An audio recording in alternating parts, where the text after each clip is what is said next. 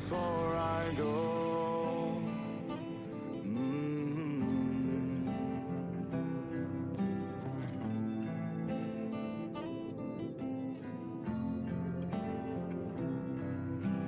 Hours turned into years, really thought I could make it work.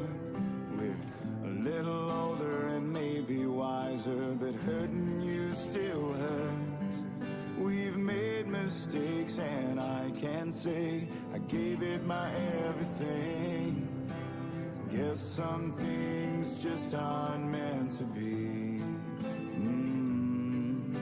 I wish you understood. I wish that I could show all the ways I love you before I go. I just wanna say I'm sorry. Give forgiveness that's overdue.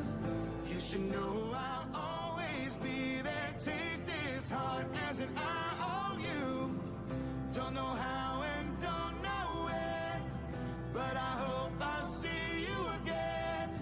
If I don't, I wanted you to know before I go.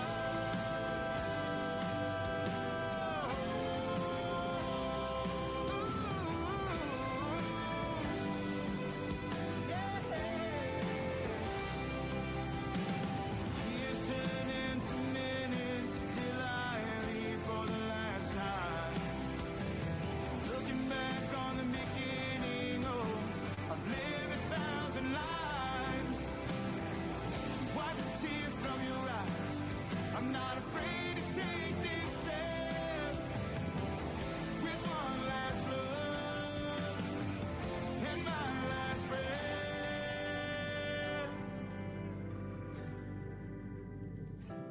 I just wanna say I'm sorry.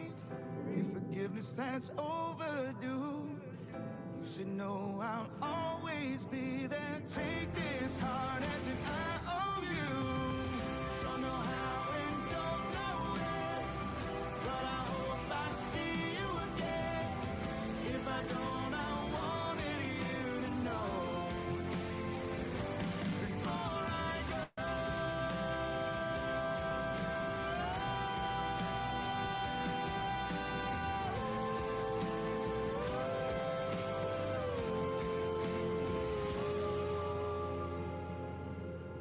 Before I go.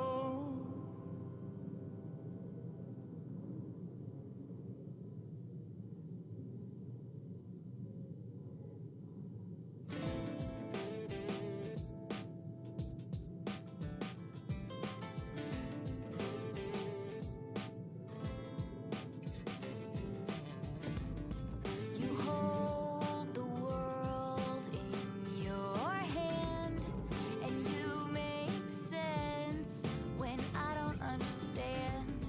You know what to say.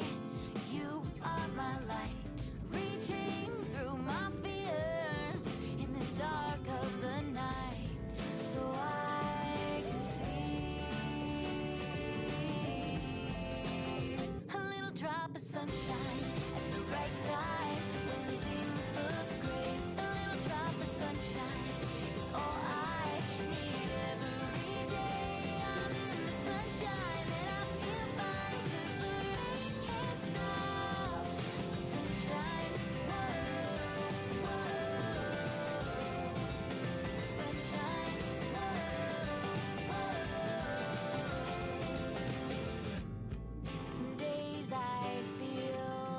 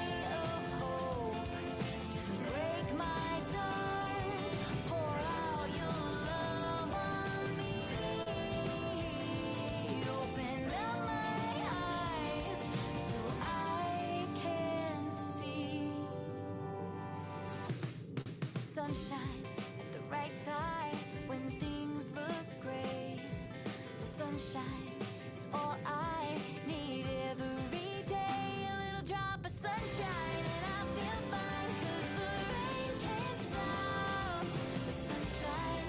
Whoa, whoa, sunshine. Whoa, whoa, little drops of sunshine and I feel fine. Sunshine.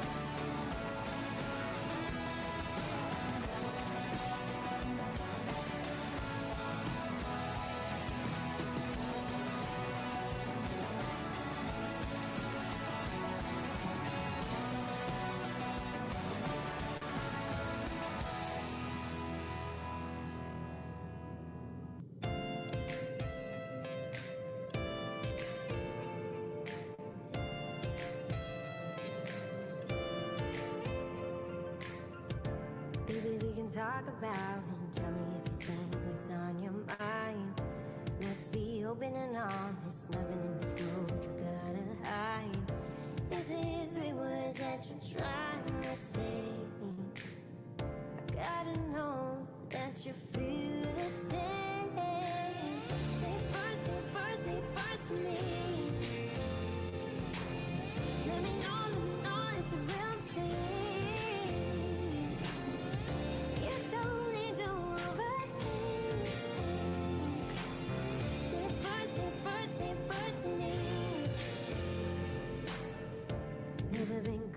falling, still a few scars left on my heart. Lines I'm afraid to cross, and some broken pieces and missing parts. I think you know what I'm trying to say. Just gotta know that you feel the same.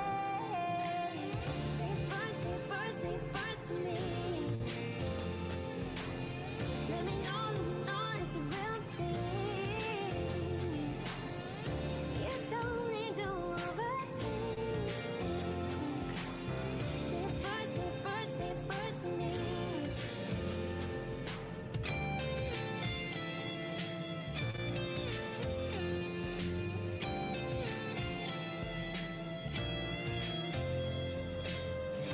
Just think that is hard for me to say. So wait, and I play it safe. Say it first for me. Let me know it's a real thing. You don't need to overthink. Say it first for me. Say it first for me. Let me know it's a real thing. You don't need to overthink. Say it first for me. Say it first for me. Say it first for me.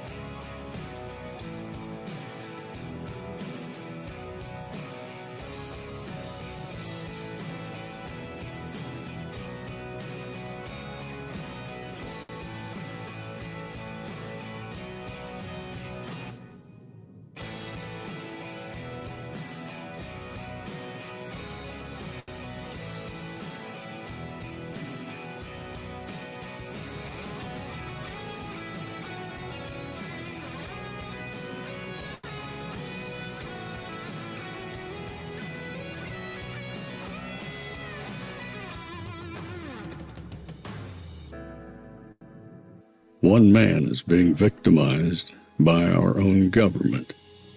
One man whom they fear, yet whom millions love. One man who is willing to take the poison arrows of lawfare.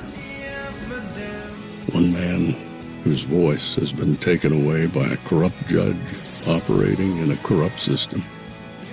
One man who has been ridiculed and insulted. One man who refused to back down. One man who refused to back down.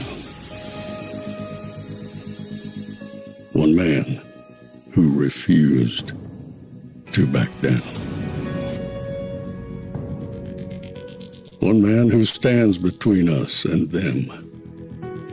One man that wants to see America protected again.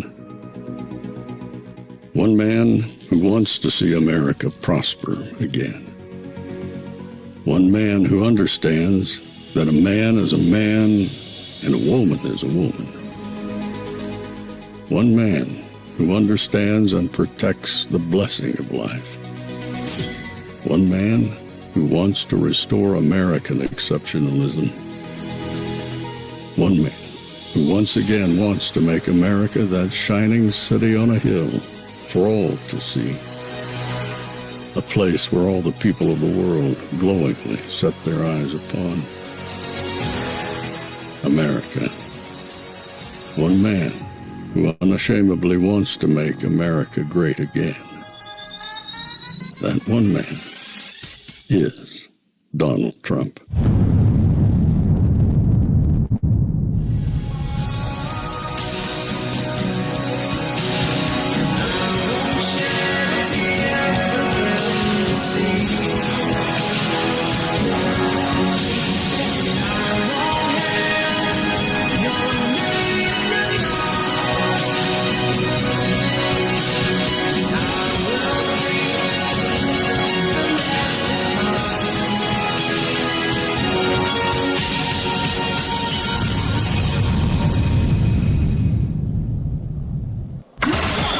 This is Fanfare with Barry Cunningham. Good morning. Everybody out bright and early? This is why I drink 1775 coffee and take all these different supplements, because at my age, I can keep going on 4.5 hours sleep after what happened last night. Crazy, absolutely crazy. Nothing got done. Amendment after amendment after amendment. I mean, these idiots just keep walking around doing absolutely nothing. Wasting your time, wasting my time, wasting our money. Just stalling. That's your government at work right there. Absolute disgusted with these people. Yet this is the only way things get done in Washington, and this is how it gets done. And we all just have to be unwilling participants in their clownery, I would call it. All right, so here's what we got today. It's 9:30.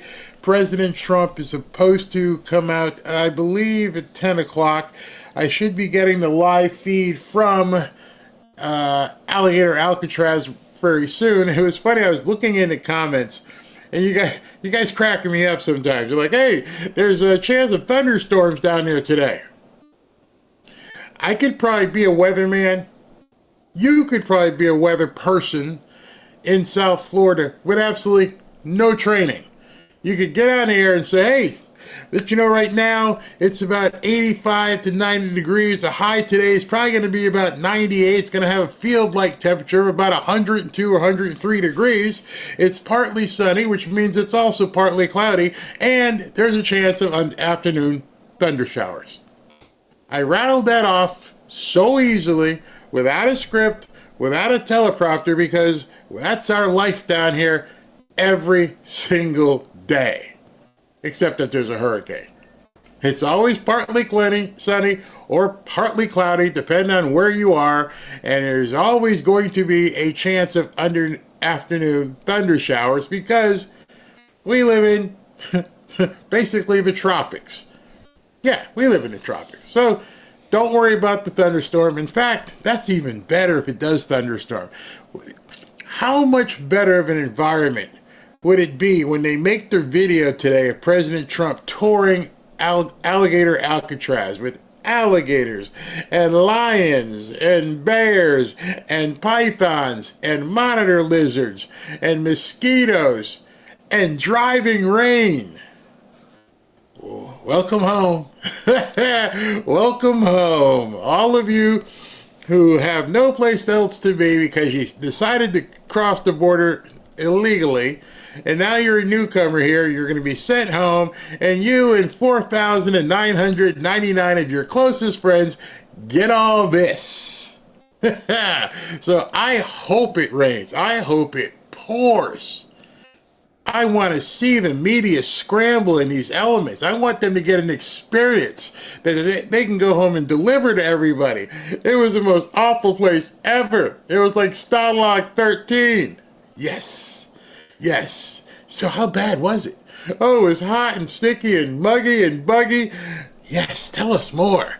And I could see alligators right there, and then across there was eagles and osprey, and it was awful. Oh, that's fantastic. Tell the newcomers just what they have looking forward to. What they have to look forward to. See, I want this to be a completely miserable experience. I hope. See, President Trump lives in Palm Beach, so he knows the heat down here, especially in the summertime. Today's July 1st. Well, happy July and happy Canada Day for you people up there. But see, he knows what it's like. If you're up there from Washington or someplace and you haven't been here in the summer, first thing, here's what happens. Let me just give you a little education, because I've had family members do it. And you greet them in the airport, you're like, hi, thank you, I'm glad you're here. Oh, it's going to be so much fun. And then they step outside and go, What is that? I said, that's South Florida humidity in the summertime. You like it? Oh, I know you spent all that money on that lovely hairdo before you left New York or Connecticut or points north. And as soon as you get down here, you got like a afro because the moisture in your hair or it gets matty. And then you realize, is that why everybody walks around down here in flip-flops, and even people who drive Bentleys and Rolls Royces wear baseball hats and flip-flops and t-shirts? Is that the wardrobe down here? Yes, that is the wardrobe. So all these reporters who are on Air Force One right now, who are cushy up in this big, beautiful airplane, who are used to being in their limo-driven or Uber to the studio where it's beautiful, and makeup people and hair people, I can't wait until they have to walk around in the elements of South Florida, and even worse, out in the Everglades. See, I probably just scared the hell out of a lot of you right now. Is it that bad? Oh, it's that bad out there. See, we got swimming pools, we got beaches, we got air conditioning, we got all the comfort that we possibly need where we live. Not where they're going to have. I guess they're going to have that pumped in air conditioning stuff. Yeah, that could be fun.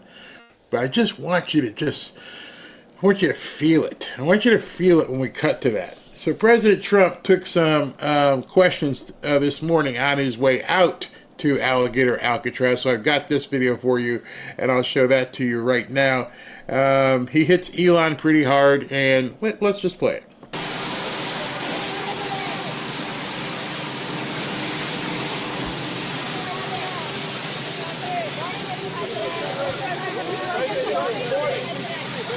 Good morning. We're going out to Alligator Alcatraz. It's an East Coast version, and it should be very exciting, very good. Worked very hard on it with Ron and everybody, and I think it's going to be great. And then I'll be back here fighting for the bill, and I hear it's going okay. We'll move it along.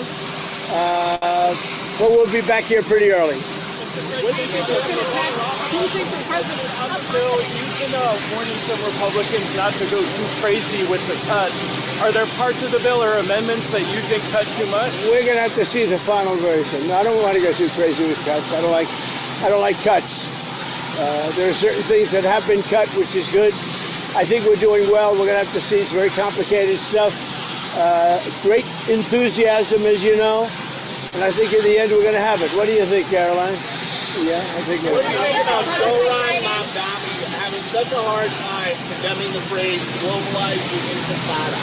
I think he's terrible. He's a communist. The last thing we need is a communist. I said there will never be socialism in the United States. Now we have a communist. So I think he's bad news. And I think we're going to have a lot of fun with him, watching him, because he has to come right to this building to get his money. And don't worry, he's not going to run away with anything. I think he's, frankly, I've heard he's a total nut job. I think the people of New York are crazy. If they go this route, I think they're crazy. We will have a communist for the first time, really, a pure, true communist. He wants to operate the grocery stores, the department stores. What about the people that are there? I think it's crazy. What happened to Elon Musk? Who? What happened to Elon Musk? Nothing. No, he's upset. That he's losing his EV mandate, and he's he's very upset about things, but he could lose a lot more than that. I can tell you right now. Hey, Elon can lose a lot more than that.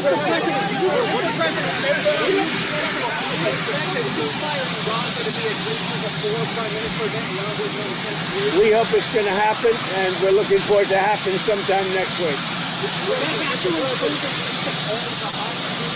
We want to get our hostages out. We want to get the hostages out. What if the big beautiful bill doesn't pass? You have to go through item by item by item and pass this stuff one at a time, or are you just going to try again? I think we're going to get there. It's tough. We're trying to break it down so it's really good for the country. Trying to get a lot for everybody. And it's a big bill. And smaller bills would have been easy, but they wouldn't have been as good. I think it's going to do okay. And with the Alligator Alcatraz, is the idea that if some illegal immigrant escapes, they just get eaten by an alligator or a snake or something? I guess that's the concept.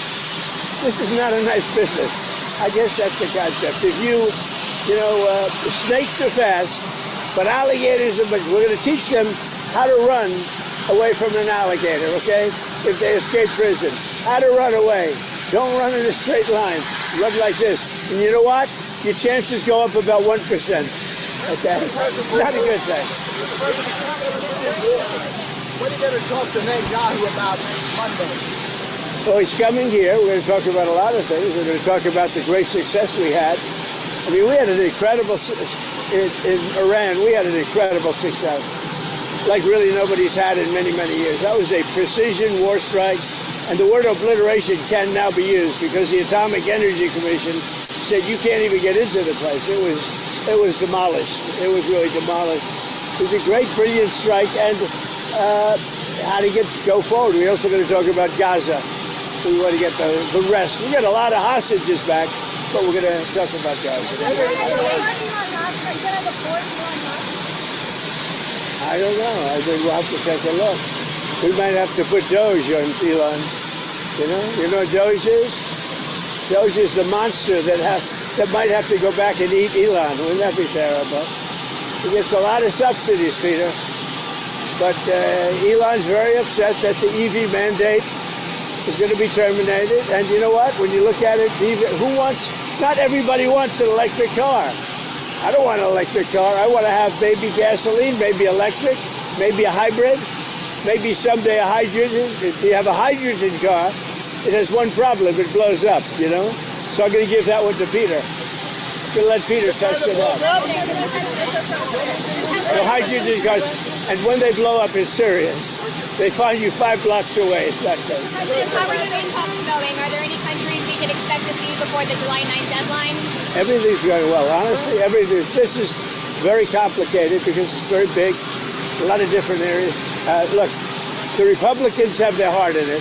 The Democrats they just want to destroy a country. A Democrat wants to destroy the country. They won't vote on it. They don't vote on anything. This is the biggest tax cut in history. Everything is the biggest in history. It's the best bill we've ever had. We can't get one Democrat vote. When do you think you'll get final? When do you think you'll get final? Nice guy, Peter. What do you think? Very nice guy. When do you think you'll get final passage of the bill? Hopefully soon. Hopefully today, if we can. Final passage. When I say final is let's take Senate at a time, okay? But I think Senate could be today, and we go over the House. And what about Senator Murkowski? Is there any way to placate her? Who knows? You tell me. You tell me. Is there? Alaska's done so well with me. There's never been a president better to Alaska than me.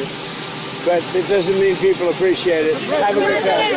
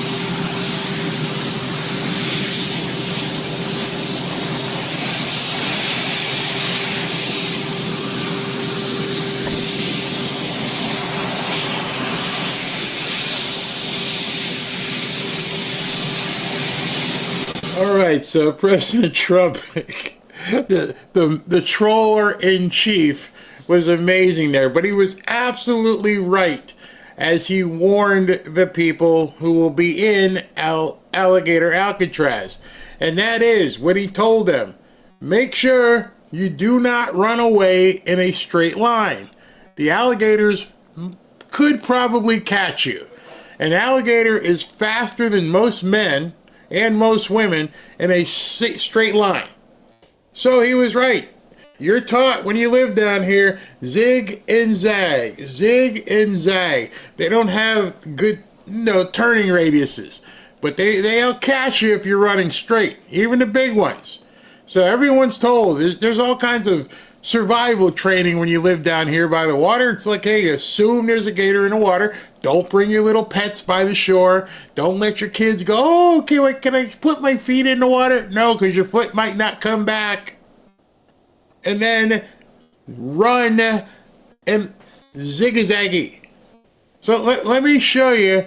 I was going to drive over, but I'm like, I'm not driving all that way out there for this. But Benny drove from where he is. He caught this video inside. So I can tell you what's coming. They're going to be bitching. They're going to be saying kids in cages because this is what it looks like inside of the tents.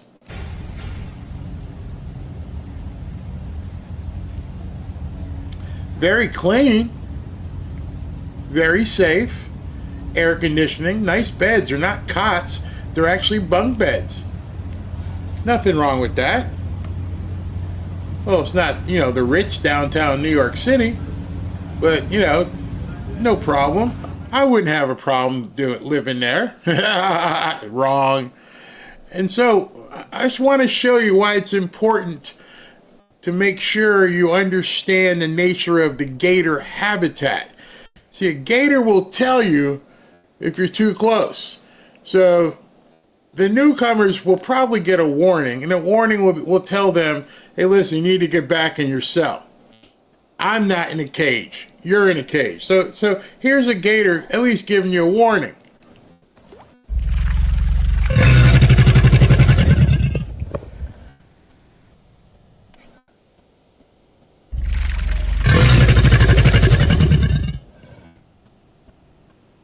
He's telling you, back off. Get back inside. I ain't playing. Oh, don't piss me off. I'm getting real pissed off. That actually happened to Robin and I when we were walking on a trail one time. And I was like, babe. She's like, oh, look at the alligator. I was like, he's telling you, back off. You're going to get a couple warnings, and then he's going to lunge.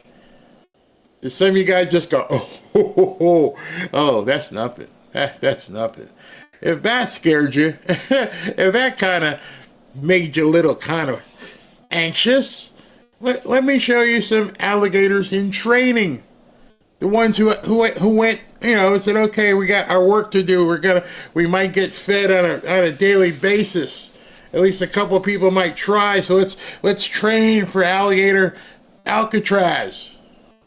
And this is how they train and let you know, don't think just because there's a fence we can't take care of that.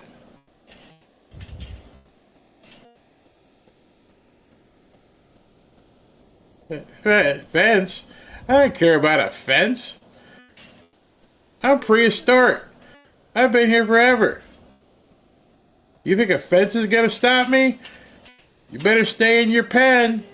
Better stay where you're supposed to be. I'm coming for you. I got a job to do. Yeah.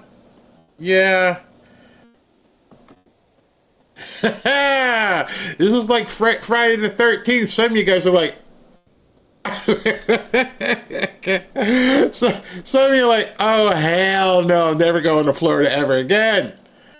Y'all didn't know about this, huh? You're gonna go see little Aunt Shirley, and you're gonna check Aunt Shirley's house. Hey, Aunt Shirley, that fence ain't gonna keep a gator out. Yeah, but they, they only come at night. Oh, this should be part of the, the orientation film that they show these people. Let me see. I think I got 2 more for you. Some more alligators in training. Here's one. Here's one for you. Got a gator.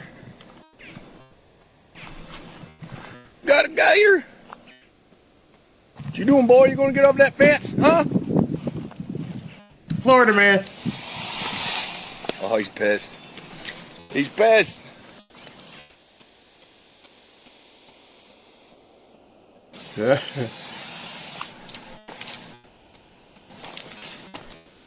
It's a chain link fence, just like the things they're going to be staying in. That's a small gator. That's a baby gator. I don't think you're getting over that fence, pal. Yeah, you want to bet? He's trying to get into this pond over here. Oh, there he is. Yeah, chain link. Let me just scale this like I'm watch this. little Bobby here. I'm coming in, bro. I'm coming in. I'm coming in. I'm going over. I'm getting in the fence. I'm jumping. Yeah. Why do I have this vision right now of people staring at the screen going?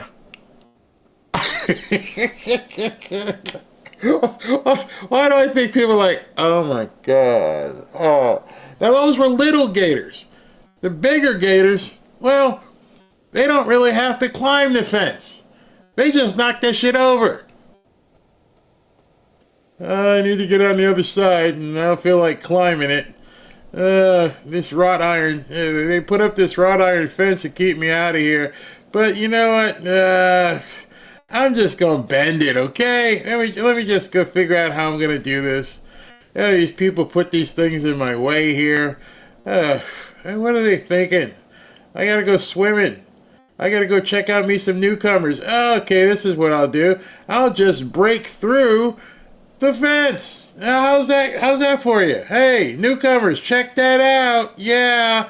Next time you get too close to the water or think the fence is gonna help you, and here comes Florida man. Hey, Florida man, show him. Yeah, hey, you need a hand, buddy? Yeah, here, get your butt out of here, please.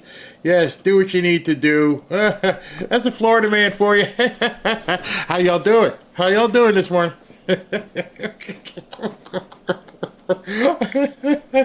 Oh God. What? The chat got awful quiet.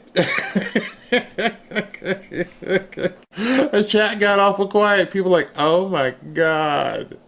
What did Barry just show us?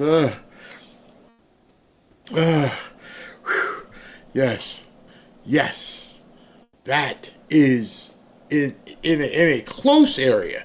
See, that's in an area where people live, where they have to deal with the nuisance of your cat, your dog is barking, I'm going to have to eat it, and you went stupidly left out some dog food, which, you know what, I'll eat that too.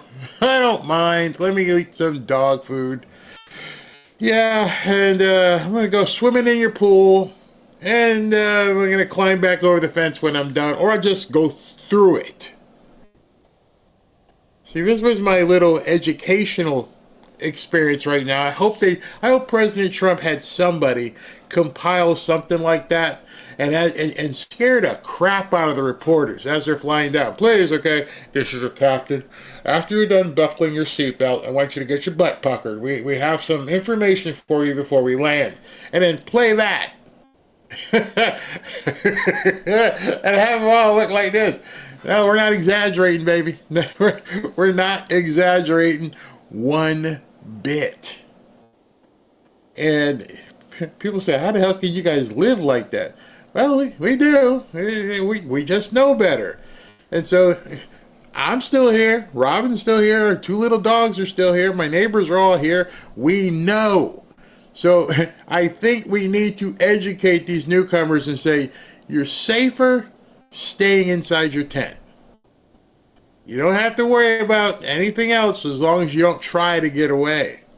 Oh my God, this is inhumane. How is it inhumane for them if we live here? We have to dodge the same hazards that they do. Now out there, they're a little bit bigger. And yes, there's coyotes down here running around. People go outside with their guns and pop off a coyote. If you see that, they're probably more dangerous than the alligators. Alligator would probably run if it sees you. It doesn't want the confrontation. Of course, if you get in the water. A coyote and a pack of coyotes, they will indeed surround you. Do gators eat transformers? Oh, gosh. I gotta put up a poll. How many people are right now canceling their tickets to come to Florida? What the hell is a skunk ape?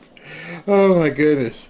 But in all seriousness, if you want to be protected, you have to learn to live in your environment. So they're gonna have to give these people some orientation. See, I understand where you're coming from. You think you can do this and do that, and you think you might try to get away. And it's not hyperbole, it's not dramatic in saying you could get eaten. As people are like, it's inhumane. No, because we could. We know.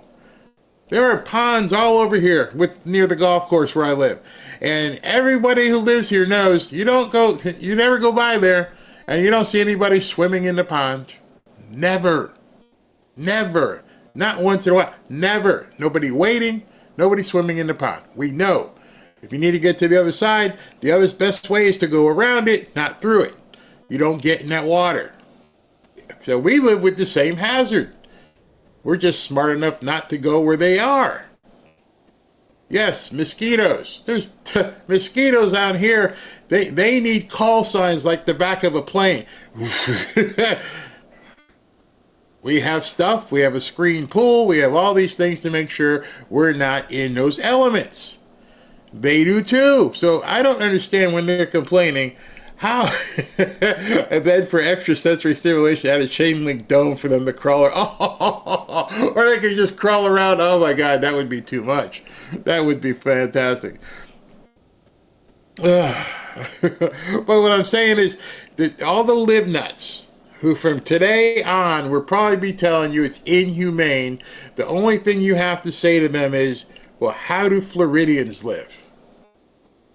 Every single one of us, from the yay high kids, understand, don't do stupid games and you won't pay the price. Unfortunately, some people come down here from up north and don't understand the rules. And because they don't understand the rules, you read about it in the paper. It happens once or twice a year. It happened when I worked at Disney. Hey, don't let little Johnny run near that pond. That gator you see isn't one of the characters.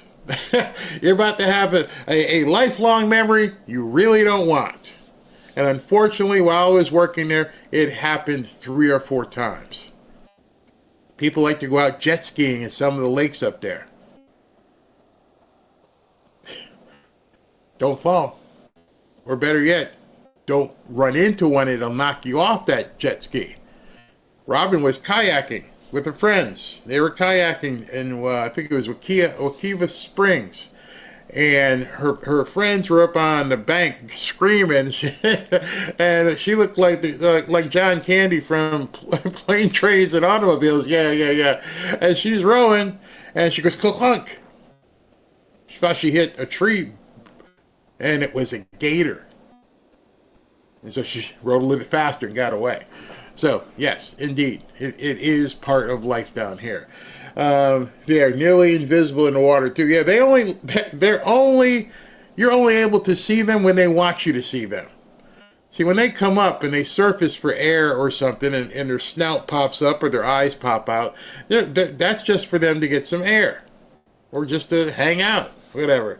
But then when they dive, because they're swimming around looking for legs and fishes and stuff like that, you never see it coming. Trump is about to score another big win and get it to his desk. Yes, you're right, SV. These people need to stop screwing around. Stop screwing around. Hold on, let me check this thing and see if the feed has begun yet. I don't have Nope. The feed was supposed to start at 9:45, but the feed hasn't come in. It should be policy that if they escape, no one will come to find you. Chances of survival is nearly nil, and we won't put ourselves in danger. You're right.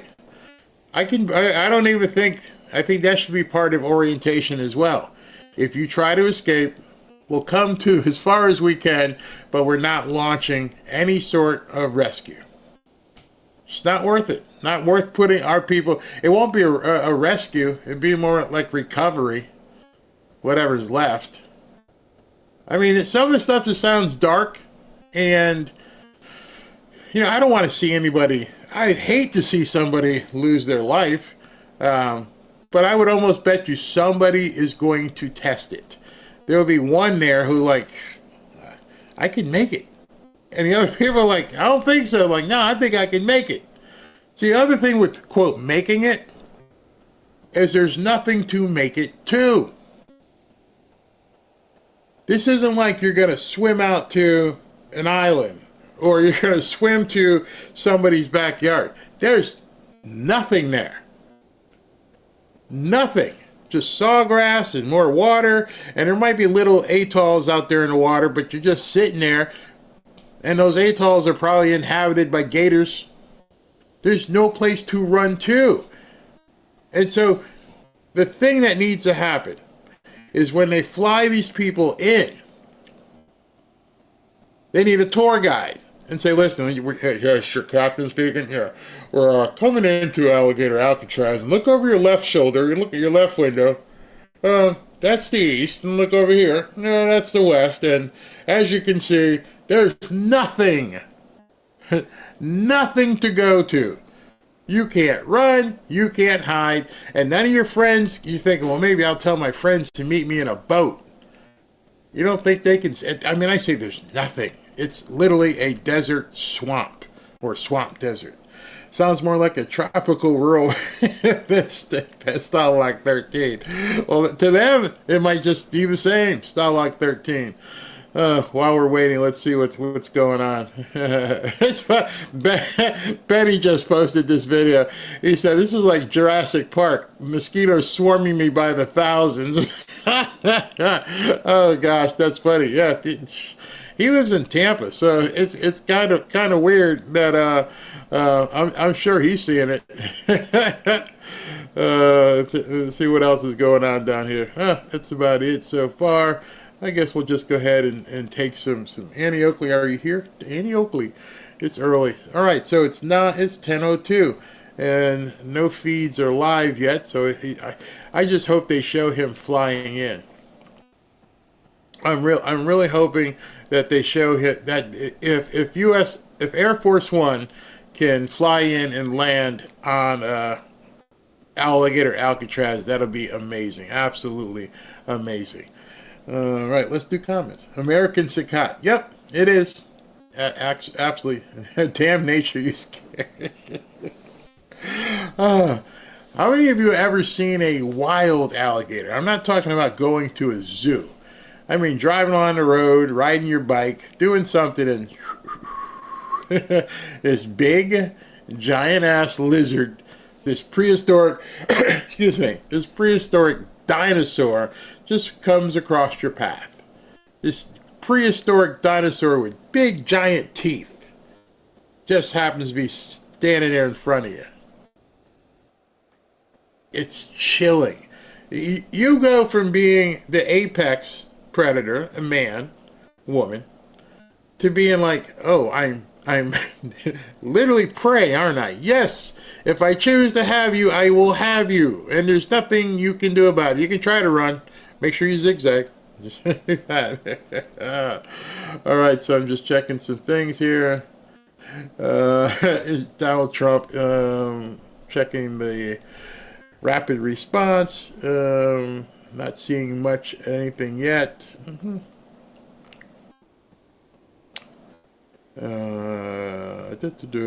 Looking around. And I guess we can go and watch some of these idiots talk some more. Is it by chance they get out before they also better watch out for the rednecks on airboats? Target practice for a good old redneck. Even the rednecks ain't out there. There's nothing out there. Like when Ashley and the kids come down at the end of this month for birthdays and stuff, we're gonna take them out on an airboat. I'll get you guys I'll get you guys some great video of. Actually, I think I made a video. I'm gonna have to find that. Not my airboat ride, huh? If I could find that, you guys would absolutely love that, and it's thrilling. If you've never been on an airboat ride in the Everglades, it's incredibly awesome. Now that I say that, I should look that up because that would be a great video to show you guys right now. Rosemary is an excellent natural repellent. Snip it, release the oil, and apply. However, I don't know if they're going to have access to rosemary. I could be wrong. I could be wrong, but they may not have access to rosemary. All right, so let me do this because I'm going to go look for that video because this might be pretty cool, and I'm going to refresh the feed. Nothing has happened yet, and this will give me a chance. That was a great airboat ride. Let me talk to you about Lear Capital, and from there, you guys will be right back in 2 minutes. You're not going to miss a single thing. All right? All right. We're in a very volatile time right now.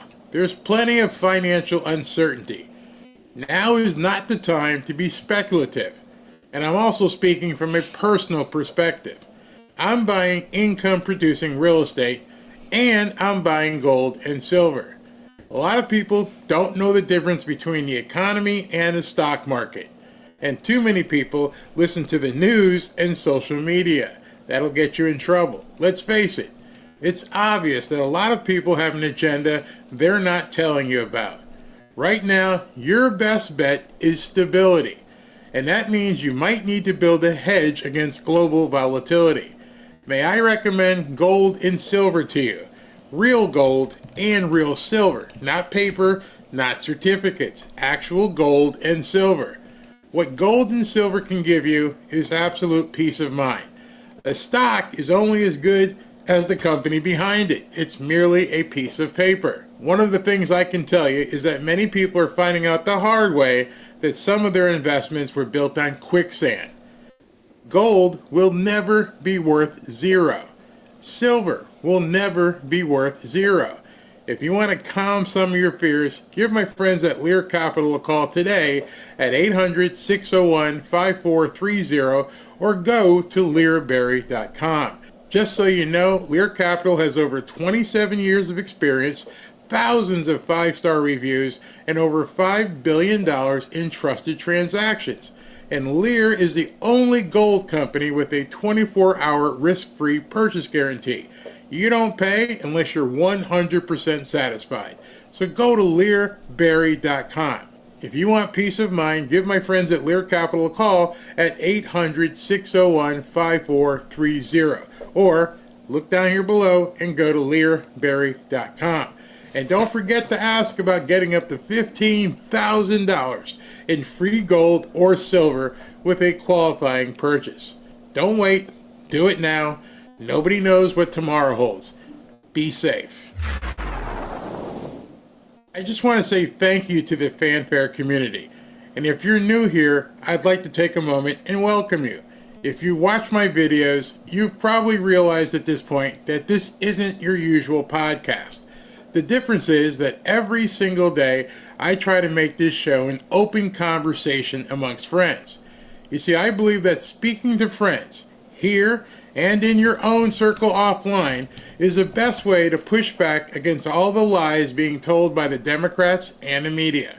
I encourage people in this community to welcome each other, and in doing so become a source of support for those seeking to unplug from the matrix.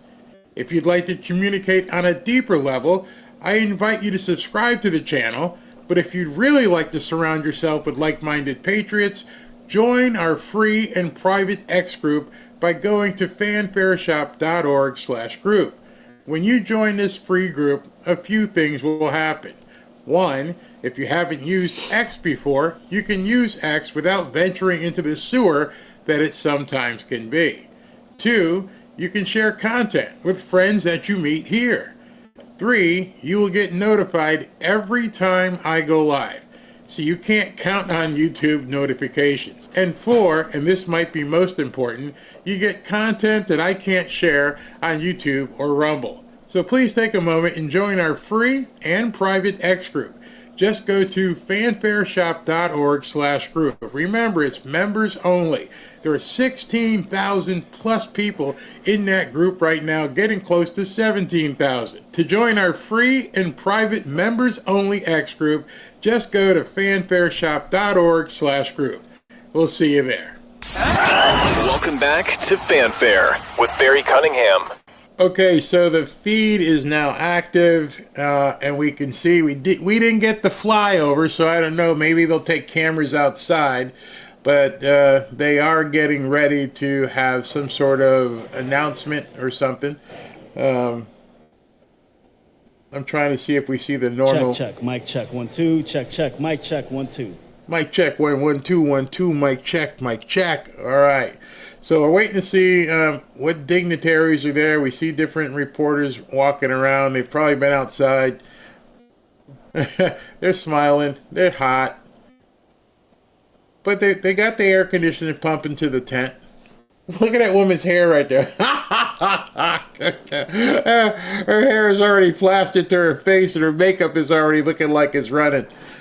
She wasn't ready for this humidity. Wait till you see some. Yeah, and I'm not picking on women. But it's got to be funny when you see some of their hair. You know, they've come down to Alligator Alcatraz and didn't realize they were walking into a swamp.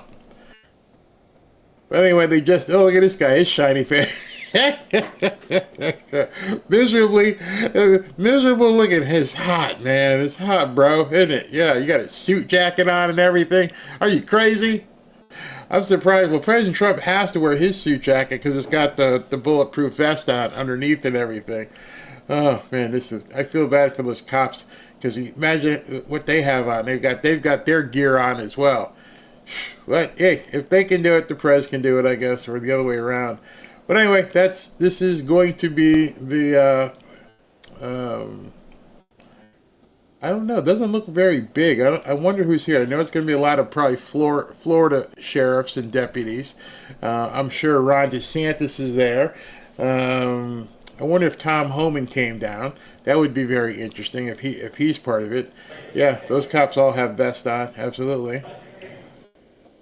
And everybody's waiting. Maybe the president hasn't come in yet. I'd love it if they had a shot of him flying in. That would be very, very cool.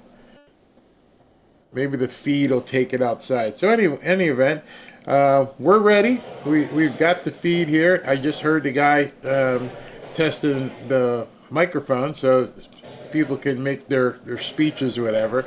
But he's got to do a tour. We got to see the rest of the facility outside. I want to see it. I mean, maybe you guys want to see it. Maybe that's where they all are right now. Outside doing a tour of the facility. That would be very interesting. Very interesting. As love to see what's going on. All right, we'll just look at comments. Let me see if I can take some of these comments you guys are putting up. It's only 80 up in Daytona Beach. That's a lot hotter down here. Lot hotter. Not alligator shoes, alligator hat.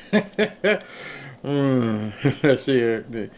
Heat and humidity makes a made-up 7 look like a 4.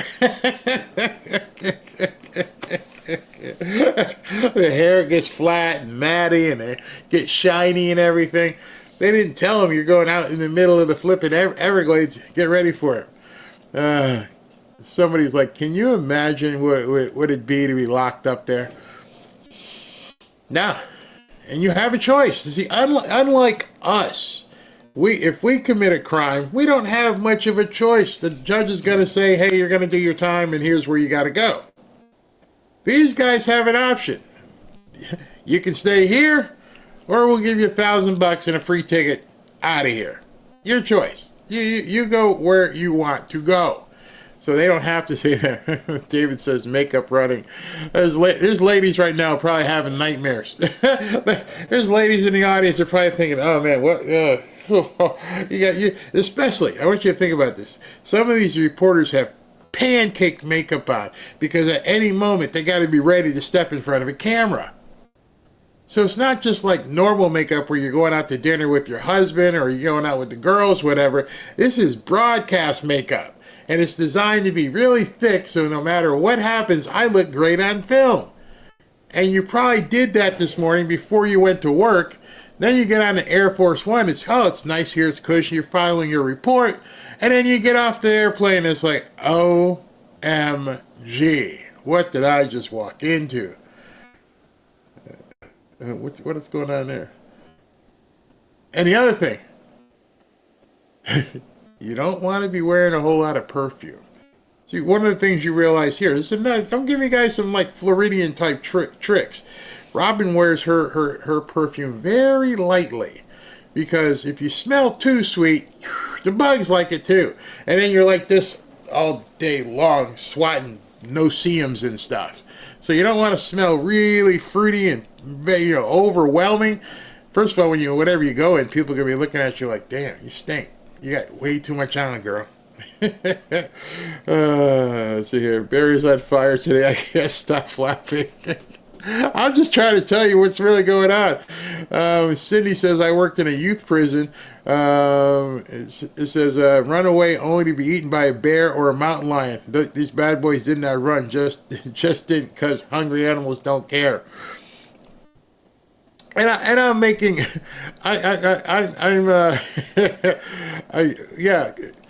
pancake makeup is designed to hold up to the heat of stage lights, but we ain't talking stage lights, honey. I just want to let you know. Stage lights and studios have lights. They don't have humidity. I mean, we run probably at about a 90% humidity rate down here. Let me see what the humidity is right now, because we all get the notifications on what's going on. Let me see what the humidity is right now, because it always says, weather. Yeah, it's about. Oh, and then if it's about to rain, it makes it even worse. So we got it's only 85 degrees right now.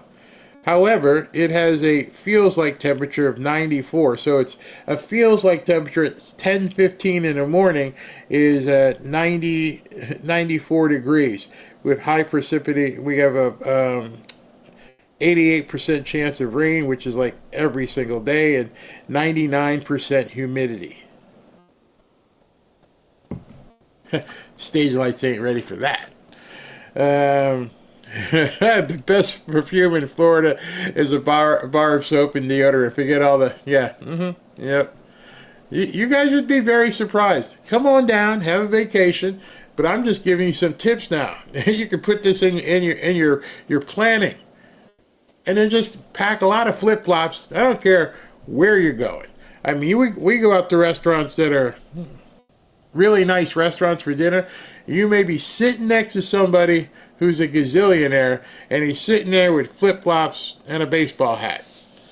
Because you don't want to be uncomfortable. You don't want to put on a coat and a tie. You may have to do that if you're going to a country club or something because they make you have to do it. But for the most part, just chill. Just chill and enjoy yourself. All right, yeah, we're still waiting for the beat. No thanks to me and humidity don't get along. Just doing one more OSA check back here. Just make sure everything is sounding good. Now that we've rearranged some cables, verifying nothing got swapped around. Thank you. Okay, you're getting it right. Getting it right. I'm good with that. Everything's cool. Let's see here. He'll probably land in Miami and helicopter over. Yeah, he probably is. And that, boom, shark bait. That is 87 degrees in Wearsdale, Florida. That's a good point. Brian Kohlberger, the guy who killed all those kids in Iowa, was it? Who just pled guilty? Yeah, I don't think this should go to waste. I think there should be some regular prisoners sent down here. Absolutely. Why not? Again, you're going to hear it. You're probably going to hear it today in volume. Oh, this is inhumane. It is so inhumane. And the reason why I've been telling you all these things, not to scare you. Yeah, it sounds funny, but the reason why I'm telling you is because as you're talking to people on X, the easiest retort you can give somebody is, so all the stuff that you just mentioned, yeah, how do Florida people survive it? Because they don't think that. They're trying to sell people a notion on MSNBC and these stations that it's inhumane. And then the easiest retort is to say, well, then how are all these 20 million people surviving down here? We have the same heat. No different. They may have a little bit more volume of mosquitoes, but we all have mosquitoes. We all deal with gators. We just stay away from them. Excuse me. So they can do the same thing. Just stay away from the gators. How do you do that? Don't try to escape, and don't go in the water. They will have, just like they normally have, they will have no answer for you when you say that to them. What's so inhumane? They've got good facilities. They're inside in air conditioning. They're being fed. They have medical attention. Please explain the inhumane part of this. And they won't be able to, because they're just repeating BS. So everything I showed you was because this is what they're going to say. They're going to say these people are in danger for their lives. There's no place they can go. It's horrible. That's part of what this is for. They brought the reporters down here. Go walk around. Go take some video. See if Benny's posted anything else. Some people are there. And you can actually just ask them, wait a minute. They show President Trump departing. So it doesn't look like he's even here yet. I'm looking at a a video of him departing Washington. It was 1 hour ago. And I don't think unless he's supersonic, he's going to make it from D.C. to Washington in 1 hour. It's probably not going to make it here. Let me show you this video right quick here. This is President Trump.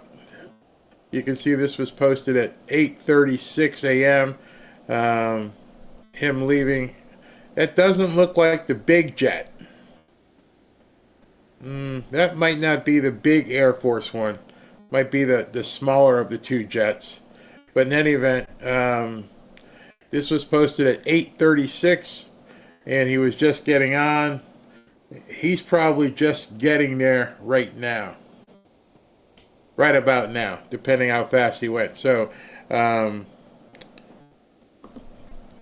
doubt he is on the ground yet. So we'll keep looking and watching. And let me see if they post anything else here. If they post anything else, I hear some more talking in there.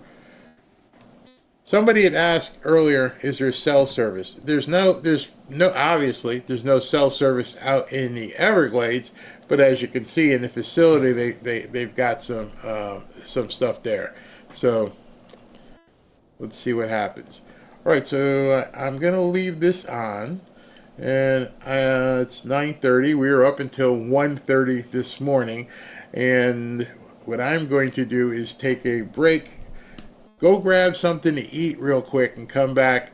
Obviously, you're not going to miss anything. I'm going to put it on full screen, and then we can put some music in the background until these people come out. So give me a second. I got up early, got everything put together after a long night last night, and I'm hungry, very, very hungry. But I've got my earpiece in, and I can hear if anybody begins talking. So here we go.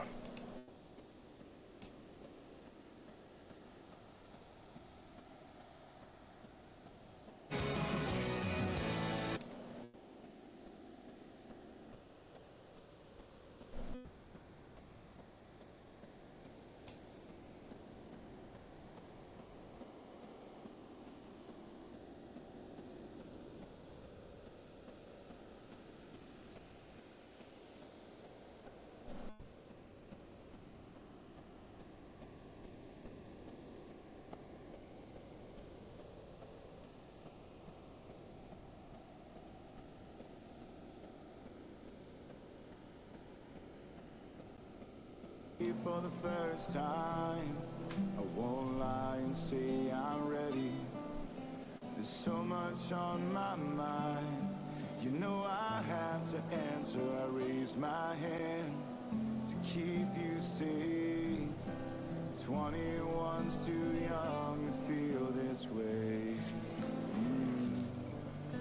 I wish you understood. I wish that I could show all the ways I love you before I go. I just wanna say I'm sorry. Your forgiveness that's overdue. You should know I'll always be there. Take this heart as an IOU. Don't know how and don't know when, but I hope I see you again. If I don't, I wanted you to know before I go.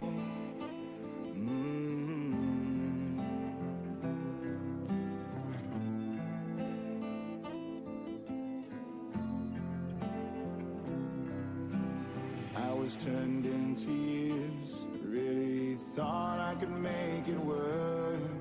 We're a little older and maybe wiser, but hurting you still hurts. We've made mistakes and I can say I gave it my everything. Guess some things just aren't meant to be. I wish you understood. I wish that I could show all the ways I love you before I go. I just wanna say I'm sorry. Give forgiveness that's overdue. You should know I'll always be there. Take this heart as an IOU. Don't know how and don't know when, but I hope I see you again. If I don't, I wanted you to know before I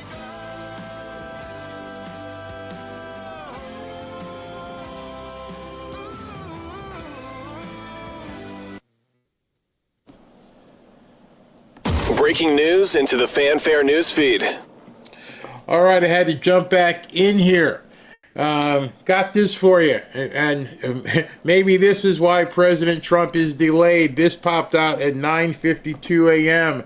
Breaking: Senate Republicans officially have the votes to pass the big, beautiful bill. President Trump is about to score another big win. Some people are saying it's not a big win, but it's a big win. Get it to his desk. So maybe that's why this is delayed. This popped up, as you can see here. This came out at 9:52.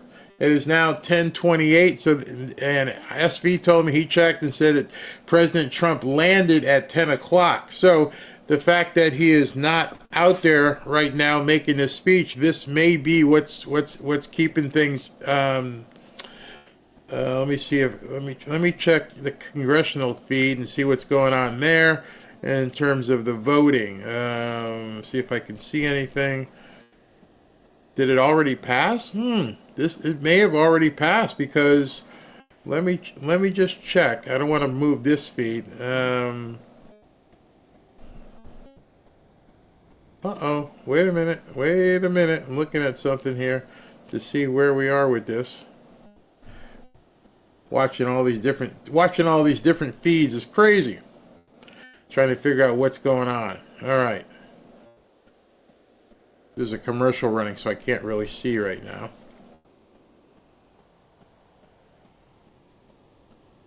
All right, so waiting for a senator to speak. Not really sure what's going on, but anyway, it's imminent that this thing is about to pass, so we shall see very, very shortly. What would be very cool is if, when President Trump shows up to make his speech here, he announces that it's done. That would be awesome. All right, so again, I'll be right back.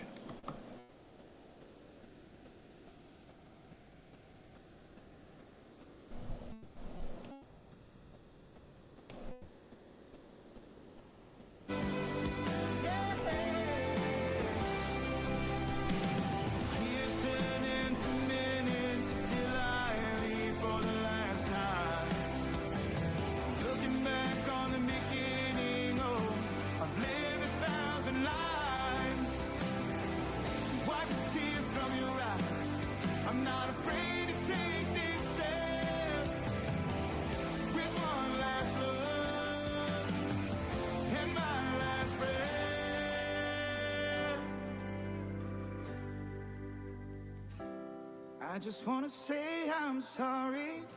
If forgiveness that's overdue, you should know I'll always be there. Take this heart as if I owe you. Don't know how and don't know when, but I hope I see you again. If I don't, I wanted you to know. Before I go,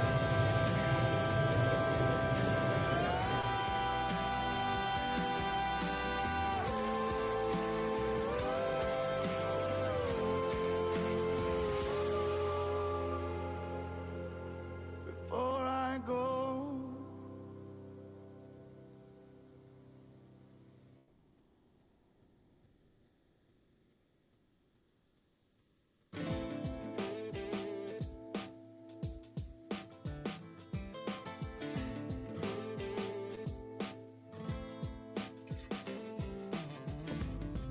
You hold the world in your hand, and you make sense when I don't understand. You know what to say. You are my light, reaching through my fears in the dark of the night, so I can see a little drop of sunshine at the right time when things look great. A little drop of sunshine is all I need every day. I'm in the sunshine and I feel fine 'cause the rain can't stop the sunshine. Whoa, whoa, sunshine.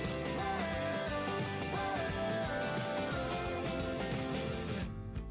Some days I feel so uninspired, and yet you find a way to make me smile. I know I am loved no matter what I do. I can't say enough about my love for you. You are to me a little drop of sunshine at the right time when things look great. A little drop of sunshine is all I need every day. I'm in the sunshine and I feel fine 'cause the rain can't stop the sunshine. Whoa, whoa, sunshine. Whoa, whoa. Your light shines in my heart, a ray of hope to break my dark. Pour out your love on me. Open up my eyes so I can see sunshine at the right time when things look great. The sunshine is all I need every day. A little drop of sunshine and I feel fine 'cause the rain can't stop the sunshine. Whoa, whoa, sunshine. Whoa, little drops of sunshine and I feel fine. Sunshine. Whoa, whoa.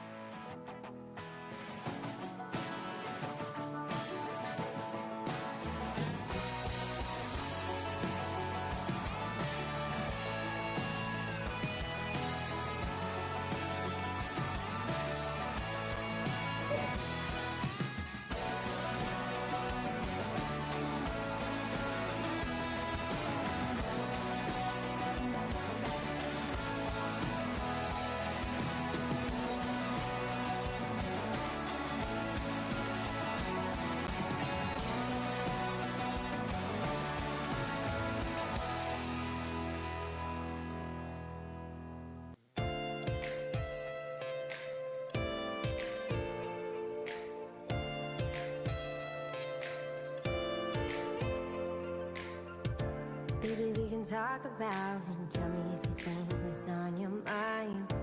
Let's be open and honest, nothing in this world you gotta hide. Is it 3 words that you're trying to say? I gotta know that you feel the same. Say first to me. Let me know it's a real thing. You don't need to overthink. Say first to me.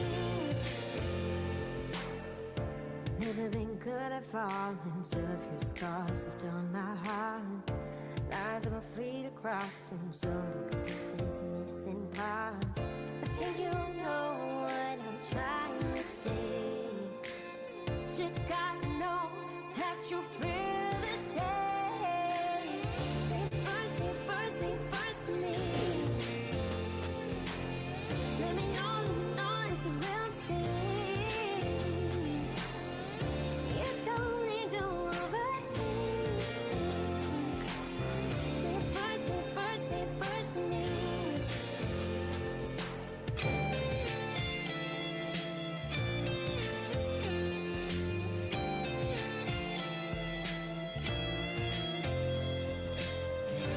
Just something that is hard for me to say. So wait, and I play A lot better. Say first to me. Let me know it's a real thing. You don't need to overthink. Say first to me. Say first to me. Let me know it's a real thing. You don't need to overthink. Say first to me. Say first to me. Say first to me.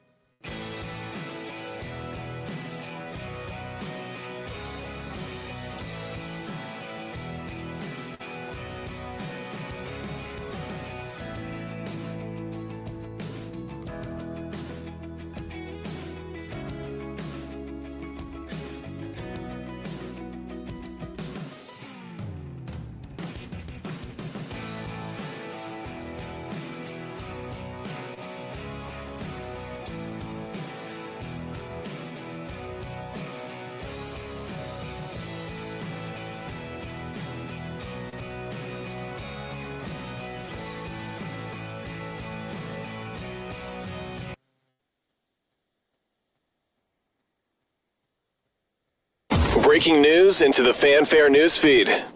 All right, we got a bit of breaking news here. John Thune, the Senate Majority Leader, has announced that they have the votes in place to pass whatever that big, beautiful bill is. So they have the votes to pass it. Now, I just want to make sure everybody knows. It's very important that you understand this. It's not over. Now, if they pass it, if they end up passing it sometime in the next couple hours, after President Trump speaks, and if they do a tour, we'll cut into it and we'll see what they're doing. then the passing isn't when you light the cigar. Because now it's going to have to go back to the House, and the House is going to have to review everything that the Senate looked at. And then they're going to have to vote and pass it. I don't think it'll take as long because there's such a majority there. But now that's just the first hurdle. Just want to make sure everybody understands that just because it passed the Senate does not go to the president's desk immediately. It goes back to the House. So when everybody starts screaming on X, oh, it's passed, it's done. It's not done. It's not done. Hurdle number one has been seemingly has been made. Then it goes back to the House. So the fact that we're looking at a screen here where most of the people are now seemingly sitting, that's usually what you have to do, or what they're expecting the president to come into the room. The Secret Service may have told everybody to sit down behind. I don't know if you can see it. You just saw where that lady is. There's a black stanchion that separates basically the approved people from the unimproved people. So all the unapproved people, and I don't mean unapproved in terms of security risk, but they're not speaking or part of the event. You can see it right there when the lady had the light shirt on, and this guy here's on the front side of it, but there's a black stanchion that is separating the two areas. The black gentleman in the background there, I believe that's Byron Donalds. So he'll probably be speaking, probably going to be the next governor here of Florida. So we should be getting close, anytime now, President Trump. But anyway, I just wanted to let you guys know that John Thune did put that out there, that it looks like he feels like he has the votes. Thanks, SB, for that notification. Yes, I think it includes no taxes on overtime. I think, based on what they were talking, that it may indeed have no taxes on Social Security. I don't know. We'll see what happens. Again, the Medicaid for newcomers, that was rejected, and as I said yesterday, I have a thought on that. I told everybody yesterday, I think we're going to see an executive order flurry sometime today. Once it passes this, show us the checklist. What checklist? I don't know which checklist. I do have something I can show you, though, real quick here while we're waiting for these people. Oh, wait a second. It looks like President Trump has arrived. He's meeting with Ron DeSantis. Hold on.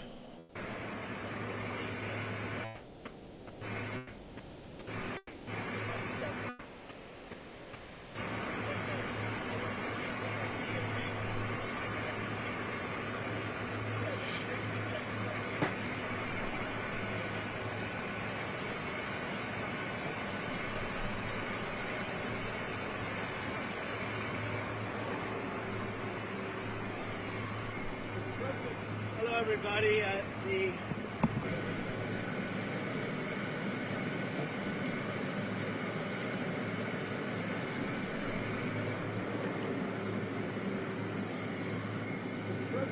Hello, everybody. The trip was nice, and the job they've done is fantastic. And this is what you need. And Ron worked beautifully with Christie and all of the people at Homeland Security, and got it done in how many days, Ron? 8 days, a new facility was up and running. So, and is this the model going forward, Mr. President? It can be. I mean, you don't always have land so beautiful and so secure. We have a lot of bodyguards and a lot of cops that are in the form of alligators. You don't have to pay them so much. But I wouldn't want to run through the Everglades for long. It will keep people where they're supposed to be. This is a very important thing. We're setting records at the board. You know, we had no people come through last month. Zero, no people. But we're going to keep it that way. So Ron did great, and I want to thank you. Well, look, we thank you, Mr. President. Thanks for your leadership. The border, you did that quicker than we knew you'd do it, but you did it so quick, which is great. But Biden let in how many millions, and you got to take care of them. And so this is one example of state operating this. The feds are approving it, supporting it. We're also going to have 2,000 more at Camp Blanding, which is our National Guard site. And we're the only state in the country that mandates our state and locals, law enforcement, to cooperate with ICE. And it's made a huge difference. On any given day, Florida constitutes about 20% of all immigration arrests nationwide. So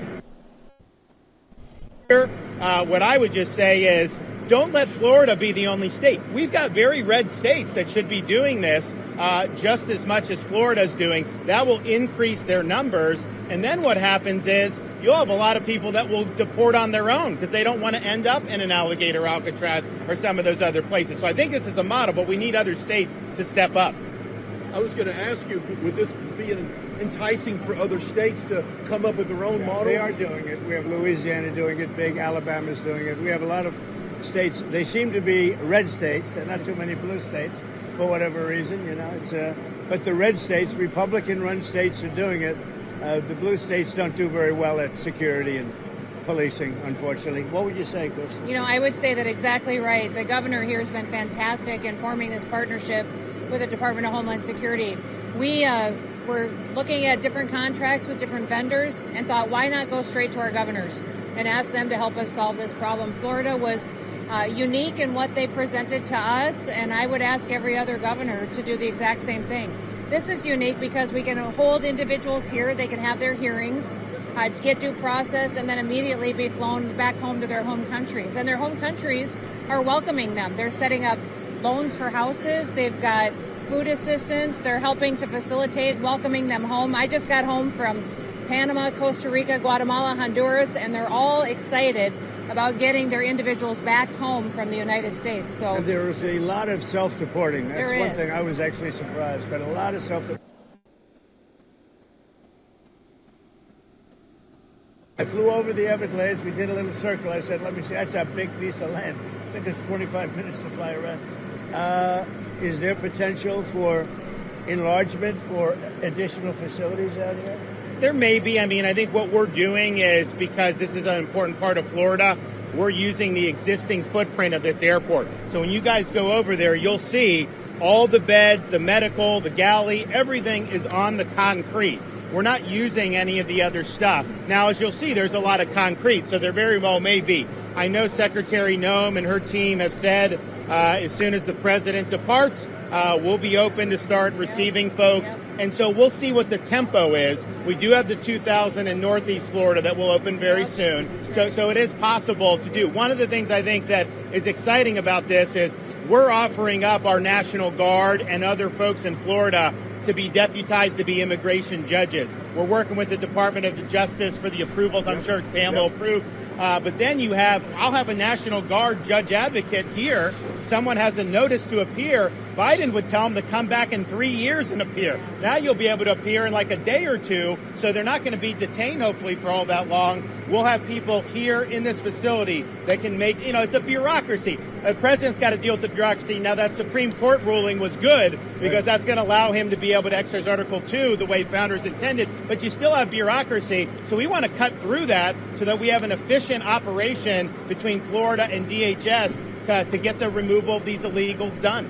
Are you prioritizing going after the worst of the worst, or are you now arresting anyone who is here? We're doing the worst of the worst always first. Yes. And I think it's great government, what we've done. And nobody can ever forget what this group of people, Biden or whoever it was, because it probably wasn't even Biden. I don't think he knew what the hell he was doing. But Biden, whoever it was, what this group of people, a small group that circled the Resolute desk, what they did to this country. Think of it, all the time you have to waste doing this. It's an unforced error. We had nothing. We had no problem with this. There was never anything like So it may have froze. It'll come back in a second, I think. See, they're out in the, some people were asking about cell service earlier, and I'm like, hey, they're barely getting television signals out right now because it's like an unforced error. Yes, Mr. President. Because where this place is. Putting alligators in the Rio Grande to prevent crossings in Texas. Is this a dream come true for you, sir? Well, I was thinking about that, I must say. It was meant more as a joke, but the more I thought of it, the more I liked it, if you want to know the truth. And they were serious. They were actually crocodiles. They were crocodiles from Africa. They are a step beyond. But no, that was really meant as a joke, but a lot of people liked it, and a lot of people think we should do it, frankly. The Senate, it appears, is about to vote on I your hear big, we're beautiful doing well, bill. Ron. I hear we're doing well. Are you confident this can get I done don't by know the 4th of confident. July? What does confident mean when you're like when you have one vote and you have 100 people going to vote? I think so. I think it's going to be the greatest bill ever passed, even for you as an example. Tremendous amount of Homeland Security money. Oh, tremendous amount. It's going to keep the border secure because, we have them secure now, but we need to build more wall. I built almost 600 miles of wall. We need more wall. And all of that's covered in this bill. This bill is amazing for everybody. It's an amazing bill for Florida, too. Really great for Florida. Are there concerns about the Medicaid cuts, though? Mr. No, President? we're not going to be playing with An Medicaid. estimated Only waste, 11.8 fraud, and million abuse. Americans could lose Yeah, their the coverage. Are you Democrats breaking have it your wrong. promise? Yeah, waste, fraud, and abuse. In fact, if you look at what's gone on, we've gone way back. We take care of Medicaid. We take care of Medicare. They will blow Medicare and Medicaid because they have no idea what they're doing. Just like they don't have any idea what they did on the border, they have no idea. Medicaid is in big trouble with the Democrats. So you can promise anyone who loses their health care coverage that is because of waste, fraud, and abuse? Waste, fraud, only waste, fraud, and abuse, which is what everybody wants. President, Russia has about 50,000 troops stationed outside of Sumy in Ukraine. What will you do if Russia authorizes an offensive? We'll see what happens. I'm watching it very closely. Mr. President? About Prime Minister Netanyahu's visit next week, what are you hoping to get out of that? And do you think there'll be any progress? It's going to be a very quick celebration. We had a great hit. It was a obliteration. Okay, now it turns out it was an obliteration. They demean CNN mostly and the New York Times, fake New York Times.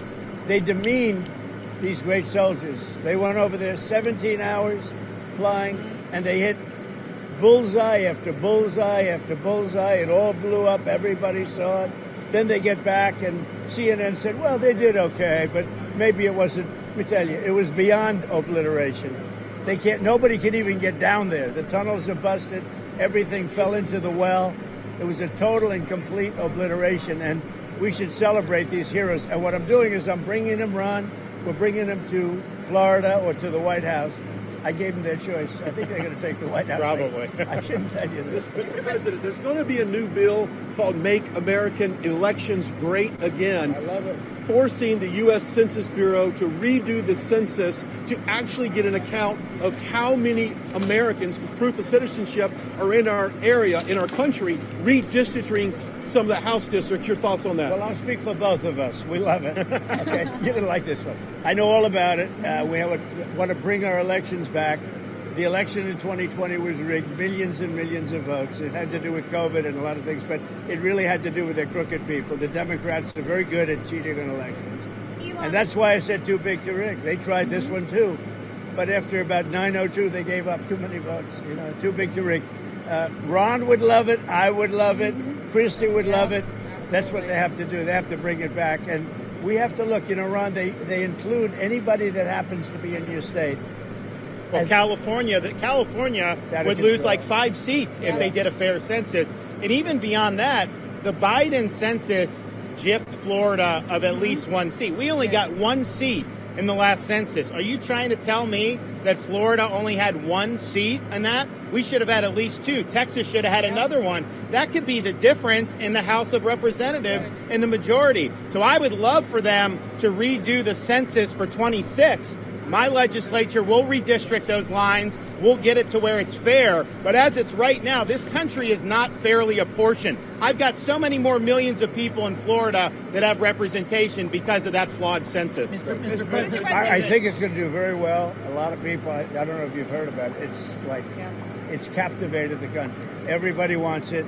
It's going to get in, it's going to pass, and we're going to be very happy. Elon Musk is ripping into this bill again. Are you concerned that Republicans are going to be swayed by Musk and his money? No, I don't think so. I think what's going to happen is Doge is going to look at Musk.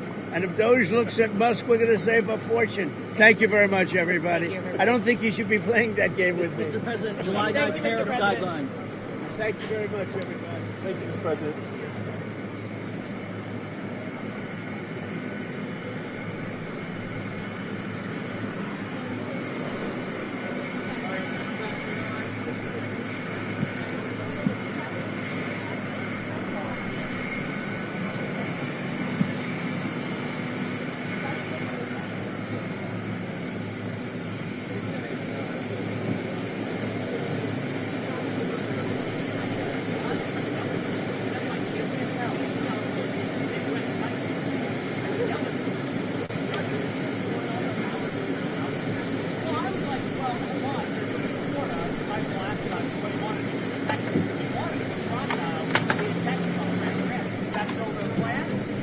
like we're all thinking about it. I mean, maybe the actual gator. So there's that. Already.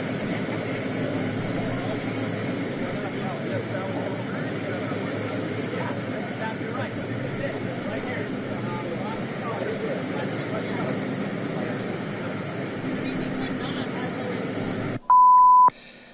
All right, so I want you to imagine, imagine that they had to bring the entire crew down there, and how, just by looking at that, you can see how expansive that entire area is.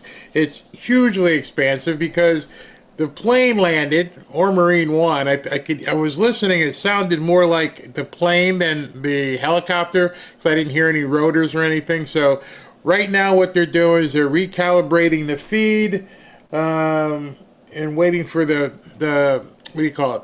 The meeting where they're doing the event. So they landed, they had to get all those vehicles there. I doubt those vehicles drove in, so that means they had to bring in the plane somewhere to get the convoy. And now they're driving what amounts to about a quarter mile, maybe even a half mile from where the landing strip is to where the rest of the facility is. So they're getting ready to come up here. Wanted to show you this while we're waiting, because now you know he's there. He's en route from the landing strip, the runway. Now he's running over to this tent here. Maybe we'll get some more feed of them touring the facility. I'd love to do that. The guy's trolling. He's an epic troller. He was laughing about the fact that, yeah, I thought about putting crocodiles in the water over there in the Rio Grande, which is something many of us has probably thought for a long time. Just go ahead and feed that. But now they're also talking about doing something, put in the Bayou Barracks, put it down in Louisiana and do the exact same thing. I'm sure there's some nice, excuse me, swampland. It's down there in the bayou, and those people ain't playing either. And then Texas. This is a liberal's worst nightmare. The fact that he now has the authority to do all of this is going to drive them bat poop crazy. And again, if it's not inhumane for us to live this way, and if these people who were at the meeting and on the runway, they didn't look like they were terrified, they were fine. Just don't run away. There's nothing inhumane about it. They're a liar. They're going to keep saying it.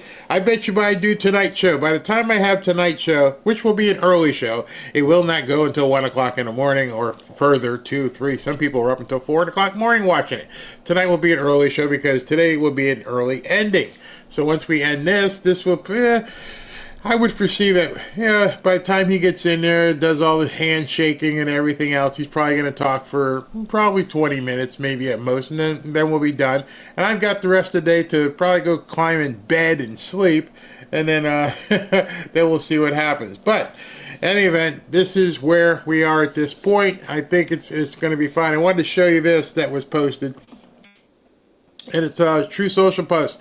America is booming. GE Appliances now agreed to move $490 million in production to the United States away from China and bring in 800 jobs.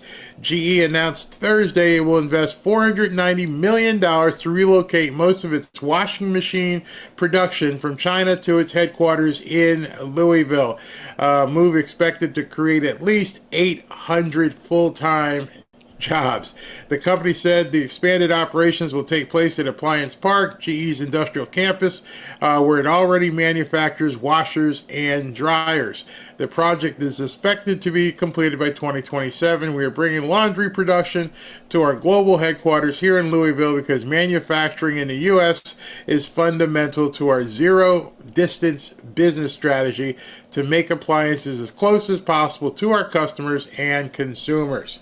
So that's pretty awesome right there. So Louisville, about to get some jobs. 800 new jobs coming to Louisville, Kentucky, courtesy of General Electric. All right, let me see what else is trending out here that we can talk about. You know what I've been searching for? SV, if you can find something, see if we can find something where these people are crying their butts off about this being, I said, it's inhumane. I cannot believe they're going to treat people like this and put them in alligators. Some of you guys may be wondering, why am I not talking about the Elon thing? Because I don't feel, and maybe I'm crazy, but I don't feel there's anything to talk about. I don't know what's going on. I don't know what's happening between the T-Rex and Godzilla right now. Who knows? But what I do know is it doesn't affect me, so I don't care. The two of them can swing it out all they want. President Elon said some stuff. President Trump swung back, and it's going to go back and forth, and I have no idea what's going on. And it, rightly, doesn't really concern us. Think about it. Whatever these guys work out is up to them. So the other thing I wanted to show you that he did indeed land. 1, 2, 3, 4, 5. Thank you for that. Thank you very much. He did indeed land the jet. As you can see, it's the smaller of the two jets. It's not the big boy, but nonetheless, that jet is on the runway in Alligator Alcatraz. So if that's any indication of what you're seeing, they can fit the big jets. Big jets can indeed land on that strip, which is going to be a nightmare, absolute nightmare for the liberals. They're wondering whether or not could a big jet actually land there? Yeah, it can. Now we got proof. The big jet, not the jumbo, but still, nonetheless, Air Force. They're all Air Force One if he's on it. Did you guys know that? It doesn't matter what plane he's on. If he's on it, it's Air Force One. So it's not specifically the machine. It's his transportation, the president's transportation. All right, let's see here. What else we got? Everybody else is out here talking about. Here. This is him deplane, coming down off of the plane this morning in Alligator Alcatraz. I kind of could tell because it was the short ramp, not the long ramp, but nonetheless, he's on the ground. Yeah, we just saw the interview right there. So, it has been confirmed. He brought the not big jet, but a big jet down to it. And it's funny, people are, Eric Doherty posted this, and I don't think enough people realize it. You're telling me a state can put this up in 1 to 2 weeks at most. No excuse for the rest of the country. This entire thing is up to code. And this is a video I showed you earlier of inside. Flooring, not in the dirt. Yes, well, they're in cages. Oh my God, they're in cages. What do you expect them to build? Jail cells? But it's nothing wrong with that. It's safe. It's orderly. You keep certain people with certain people, depending on what they're in there for. What's wrong with that? I don't see anything wrong with that. You? No, but they will. I'm telling you, it's coming. They're being kept in cages. Man, those bugs should be stacked 3 high. So 2 high isn't enough. Keep them coming. Let's see what else we got here. If there's any more stuff. I guess there's a few other people down here. This guy took a picture of him in Alligator Alcatraz. Who is this? Julio Rosas. I think he's with the Blaze. Yeah, he's with the Blaze. Said, good morning. Today is the grand opening of the facility, Alligator Alcatraz, which will house illegal immigrants to help the Trump administration. No, I'm not staying here. And see, there's a fence there. But it's angled and it has barbed wire, so that Gator can't probably climb all the way up it. Maybe he could. I'm not sure.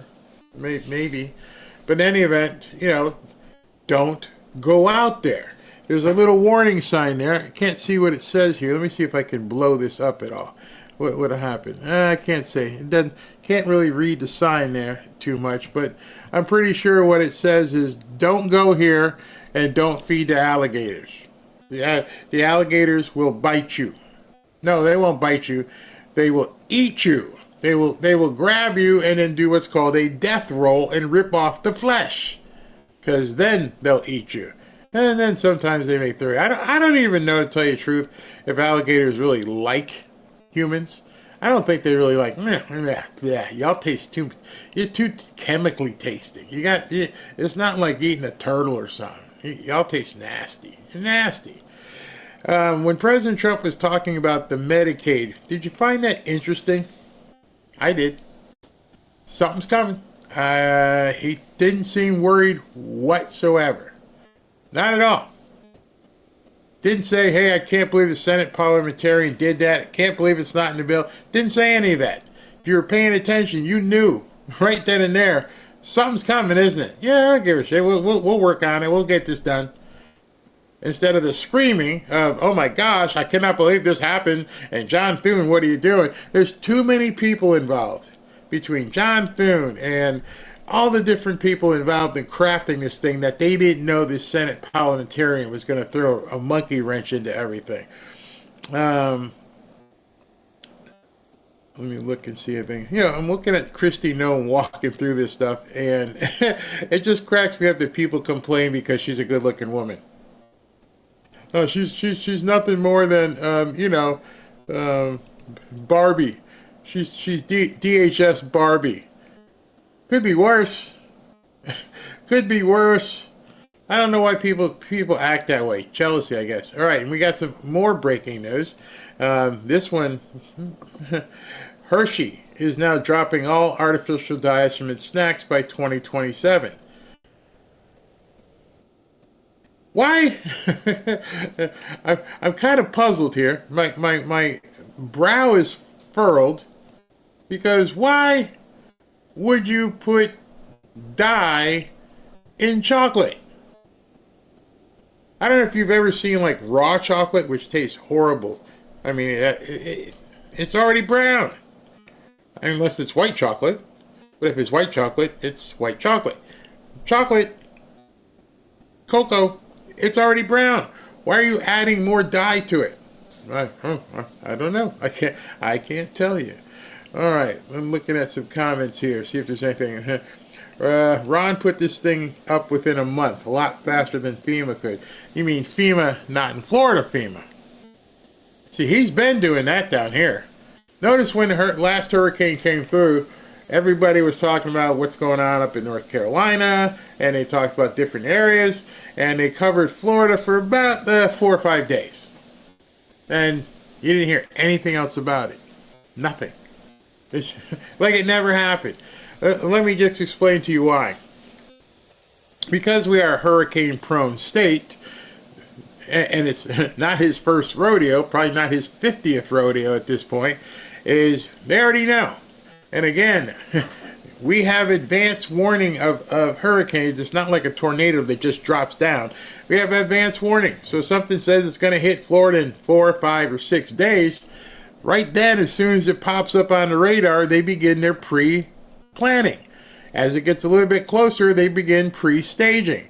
So if they know it's going to hit in South Florida, they stage just above where, that line would be, that cone. So if it's going to hit Miami, they're probably someplace in, right outside of Vero, just in hotels waiting, like almost like an army unit. You will drive up there if you're escaping. You will see hundreds of power trucks just waiting. And then after the hurricane goes and they know where the affected areas are, they're right there. Boom, right there, rewiring and doing everything else. And the thing with it over the last, even since I've been here a couple decades, this is where it's different in California. These idiots out there in California. We learn from what happened. So when a hurricane comes through, if it wipes out certain things, well, that's almost like natural selection. You don't just leave the stuff there. You chop that down, you refortify it, you may even put it underground so there's no wires to drop next time, if you can do it whichever area you're in. So my neighborhood here, we don't have a single power pole. None. It's all underground. So if a hurricane comes through here, we'll lose service because they'll turn off a transformer or something. Looks like we got something else going on. We got a walking tour coming here. Is this what we got here? Hold on. Let's see here.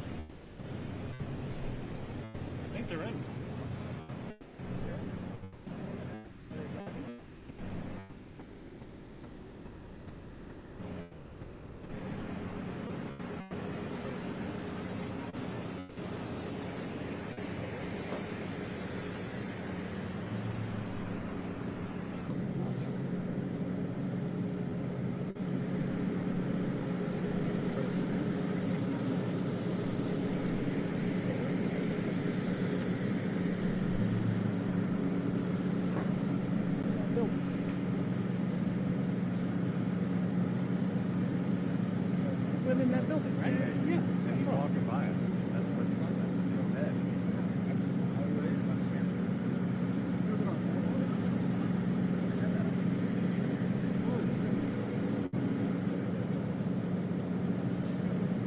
Allison, everyone pick up your sticks, please. Come with me. All right, guys. Pick up your stick. I got it.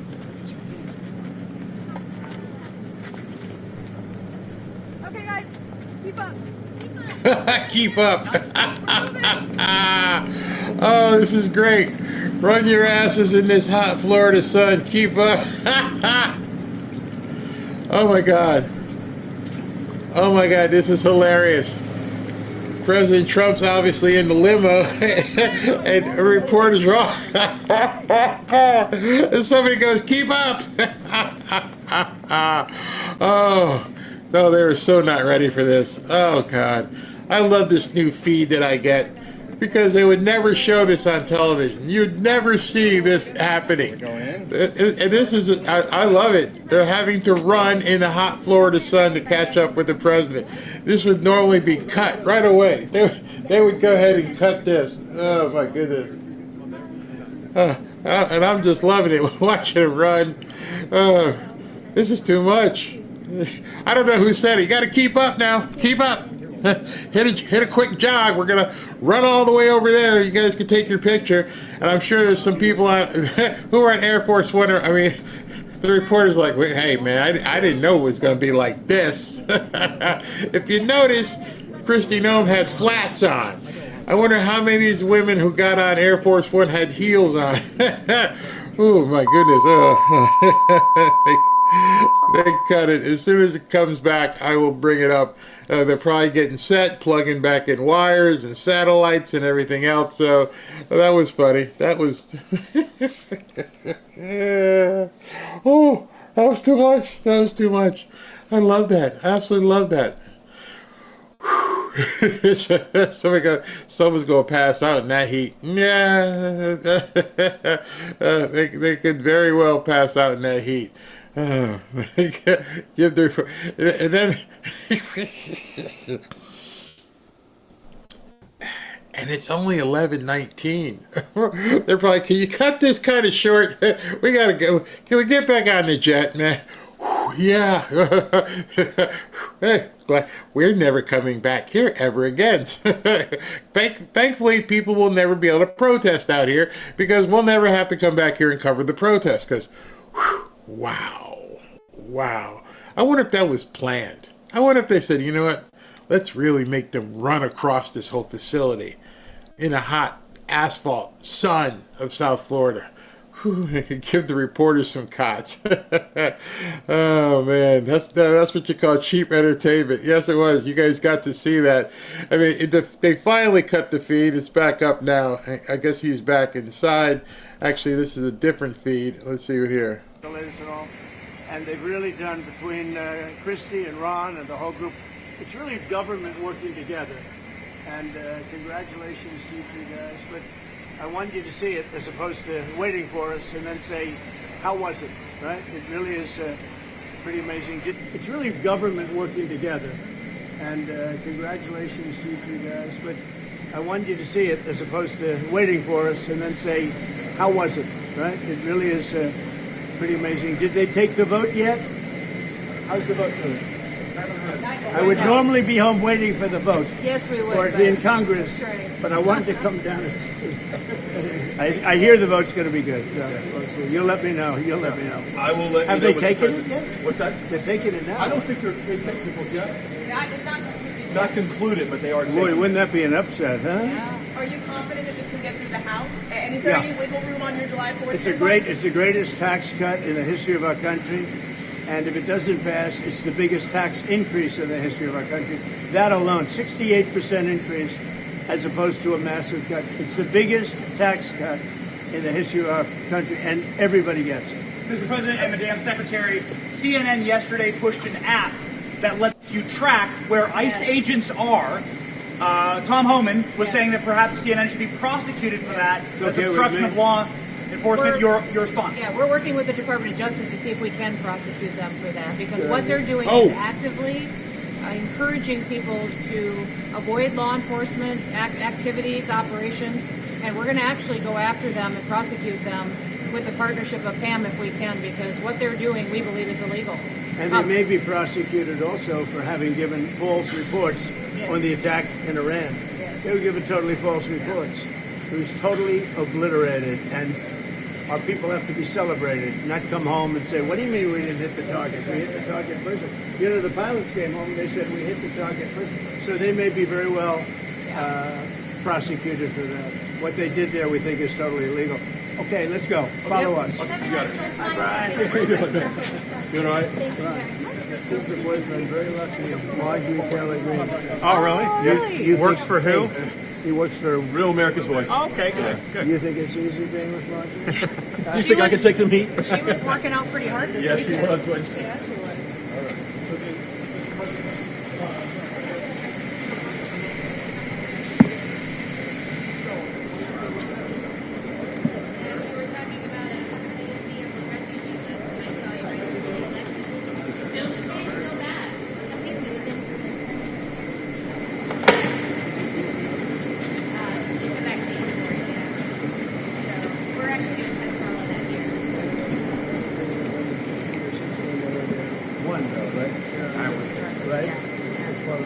No, yeah, I was a little worried when they get my 1-year-old shot, but I didn't know any better. You know, that particular thing with the kids is out of control. Yeah. It's now 1 in 32 versus 1 in 20,000 20 years ago. Yeah. Autism.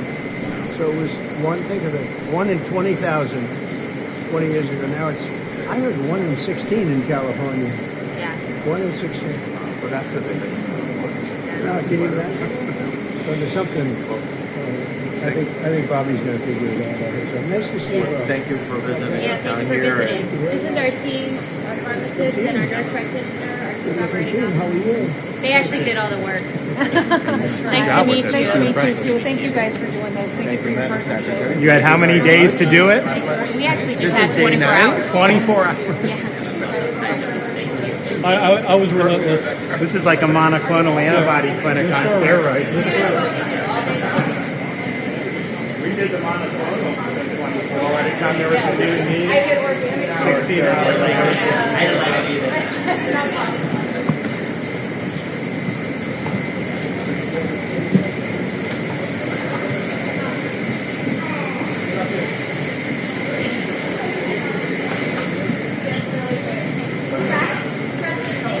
Guess you could take an eye test.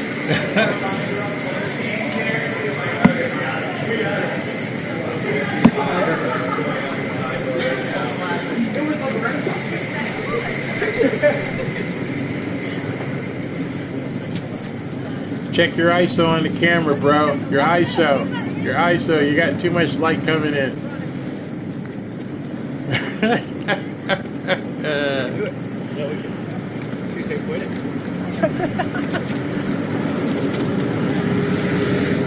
So what you're looking at is somebody's camera.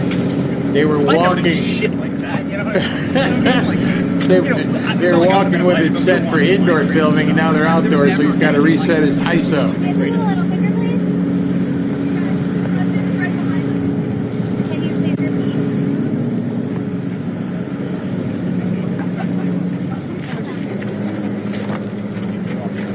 Alright, he's setting up his tripod, and then he'll realize, oh, gotta adjust the ISO quickly.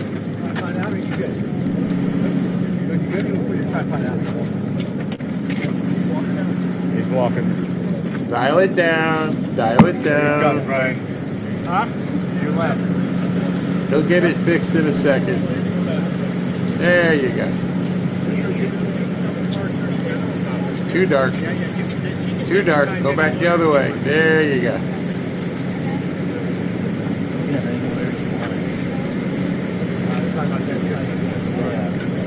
They weren't ready for this.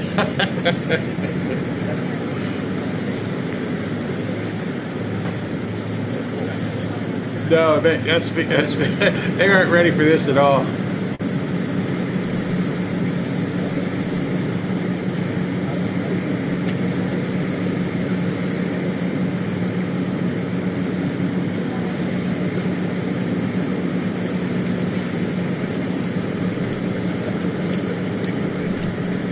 This is some of our staff, Florida Beach Emergency Management staff, some of our vehicles here, some of our equipment is going to be working. So, it's a period of everybody. I will tell you, this line right here,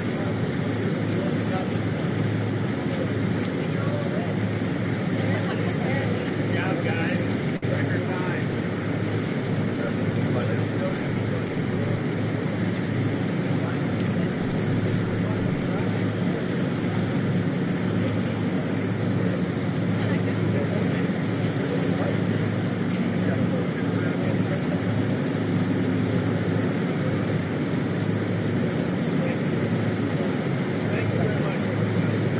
Okay. Hi, everyone. We're going to move to our next stop right this way.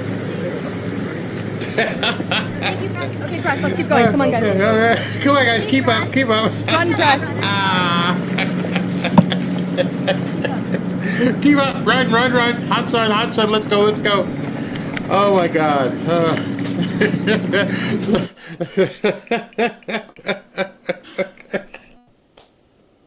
Oh, I don't know. I don't know if it's, but it's just giving me a kick of watching these people Don't tell me this wasn't on purpose. This had to have been on purpose. They're running these people ragged out in the sun. Hey, okay, we're going to run over here now, everybody. Everybody just get over here.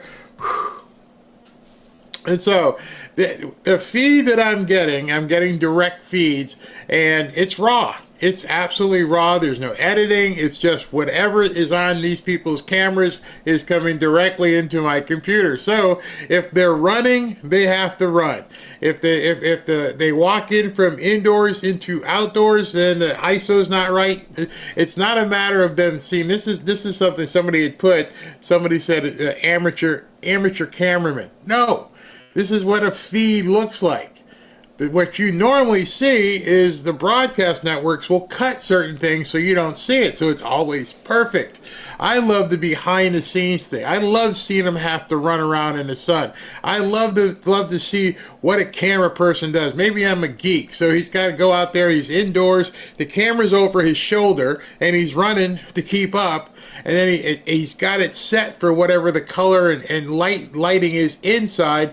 Then he goes outside, and you're still seeing the camera because it's running. But now it's outside, so it's brighter, and he's got to dial it back down. So what you're seeing is a raw, pure feed. It's not edited for broadcast. I didn't want an edited feed. I want to see exactly and let you guys see, because you may catch something behind the scenes. What was really interesting is they were walking down that hallway inside. There were eye charts. And I'm thinking to myself, why are there eye charts like this right here? You may not see this on any broadcast. This is a raw feed. And I'm looking at 3 different feeds, network feeds. They're not covering this. So they wait until it's time to actually, talk or something. And you're seeing the guys actually set up where they're positioning. President Trump is obviously going to come through there. He's zooming, trying to get his focus correct. I'm loving it. I hope you guys love it. And you're seeing something that you normally wouldn't see. Look, he's changing his color. And so he's not an amateur. He's getting reset. He had to get reset here. So now here comes the people walking in. And they've told him this is where you can set up. And Secret Service comes in first. Oh wow, this is the actual mobile. And you can also hear them faintly talking in the background. That's Margot. And I can show you the difference because even on, just to let you know, let me show you this. Even RSBN isn't covering this.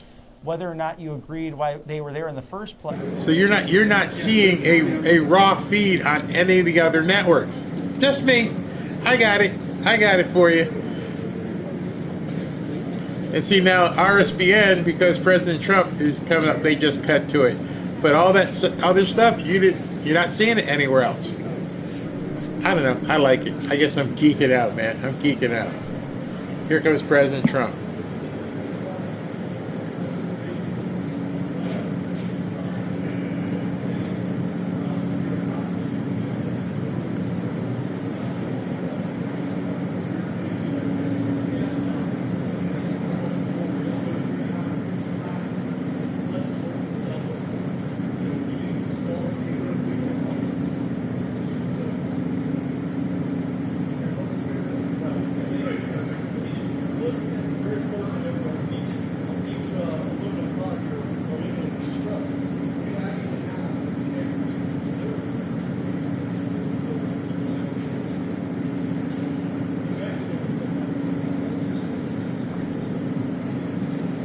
FYI, Amy Klobuchar's amendment, and she tried to stop it. She just got turned down. Right now it's 55-41, so her amendment's not getting approved. So they're trudging through all these stupid motions and amendments to try and slow things down, and this train is barreling down on the Democrats, and they can't do anything to stop it. Just wanted to get you guys that update.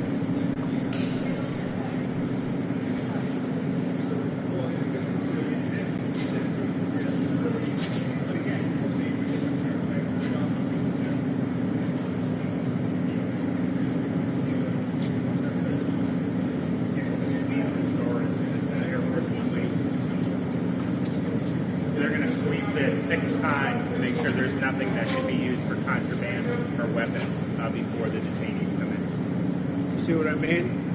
It's an amazing job. They've all done a great job. Proud of them. Mr. President, Mr. Governor, what's your message to Governor Gavin Newsom inside of this facility? Well, the first thing you should do is come here and learn something, because they don't do this. They don't know. They wouldn't know where to begin, and if they did, it would cost them 100 times more. So I would say he should call the governor and Christie, and I'm sure you'd give him because his state is a disaster, and he doesn't do this. Well, they have the original Alcatraz, so you guys could approve him being able to set one of these up over there. I'm sure the secretary would be happy to do that and provide. My sense is he's probably not going to bite on that, but I don't know that they'd be able to come in at cost because they tried to do this high-speed rail. They spent like $150 billion, no tracks. We've got a privately funded rail in Florida from Miami to Orlando. It costs the taxpayers $0, and it's very successful. So it's just a much different approach between states. We're not going to let him get anywhere near Alcatraz. It'll cost 100 times more than they thought. Now, he ought to come here and study this because he could learn a lot. Yes? The first person checking into the room, sir. Tomorrow. Hopefully tomorrow, within the next 24 hours. They have the doctors, they have all the professionals. There's going to be a security sweep because there have been civilians here, so they will sweep this multiple times to make sure there's nothing can be used as weapons or any contraband. And then once that's cleared, then they'll do. So it's really up to Secretary. I know has got people in the queue, and so they'll be ready to receive. I think our viewers at home should note that this is air-conditioned facility. So if any of the news claims are keeping them out in the hot, humid South Florida, that is wrong. It's probably 62 degrees here, to be honest. Or 72. Hey, Biden wanted me in here, okay? He wanted me. It didn't work out that way, but he wanted me in here.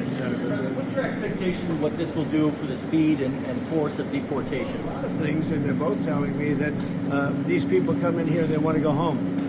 And they want to go home, so we immediately send them home, where it's appropriate. Now, if somebody's a real killer, we don't send them anywhere. We put them in a maximum security.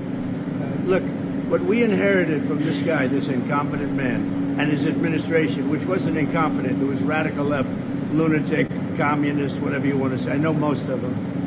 What we inherited should never, ever be forgotten. What they've made us do. This is all because of an open border policy where 25 million people flowed in. From all over the world, from prisons, from all over the world they flowed in. For no reason whatsoever. We had, when I left, we had a very powerful border. We had no problem. He opened it up. Day one, he just opened the border and people couldn't believe it. That's right. They were standing there. What are they doing? They said, go in. That's it. You look at the first day tapes. They opened it up and they said, go in. And that's where all of this began. But this is an amazing thing that they've done here.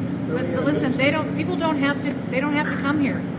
If they self-deport and go home, they can come back legally. We will let them come back legally. And there is a lot of self-deportation. Yes. But if you wait and we bring you to this facility, you don't ever get to come back to America. You don't get the chance to come back and be an American again and work here. So. They weren't with us when the President and Secretary Kevin and I, we went through the intake. So right when you do the intake, they have the information about voluntary departure. They have the ability. Obviously, you guys are funding that because it's a lot cheaper to do it that way. So even if they get brought to the front doorstep here, they still have an opportunity to just go back voluntarily. And then this way they're not... Let's say they get in here like, hey, I want to stay here, I want to go back. We can put them on a plane that day and take them home. We'll buy their plane ticket, go home, and then they get the chance to come back legally. If they wait and say we're not going to do that, they can come back legally after a period. Mr. President, you talked recently about the idea of finding some way to get farm workforce and service sector workforce, and I think you've discussed somehow a program of people leaving on a sponsorship and coming right back.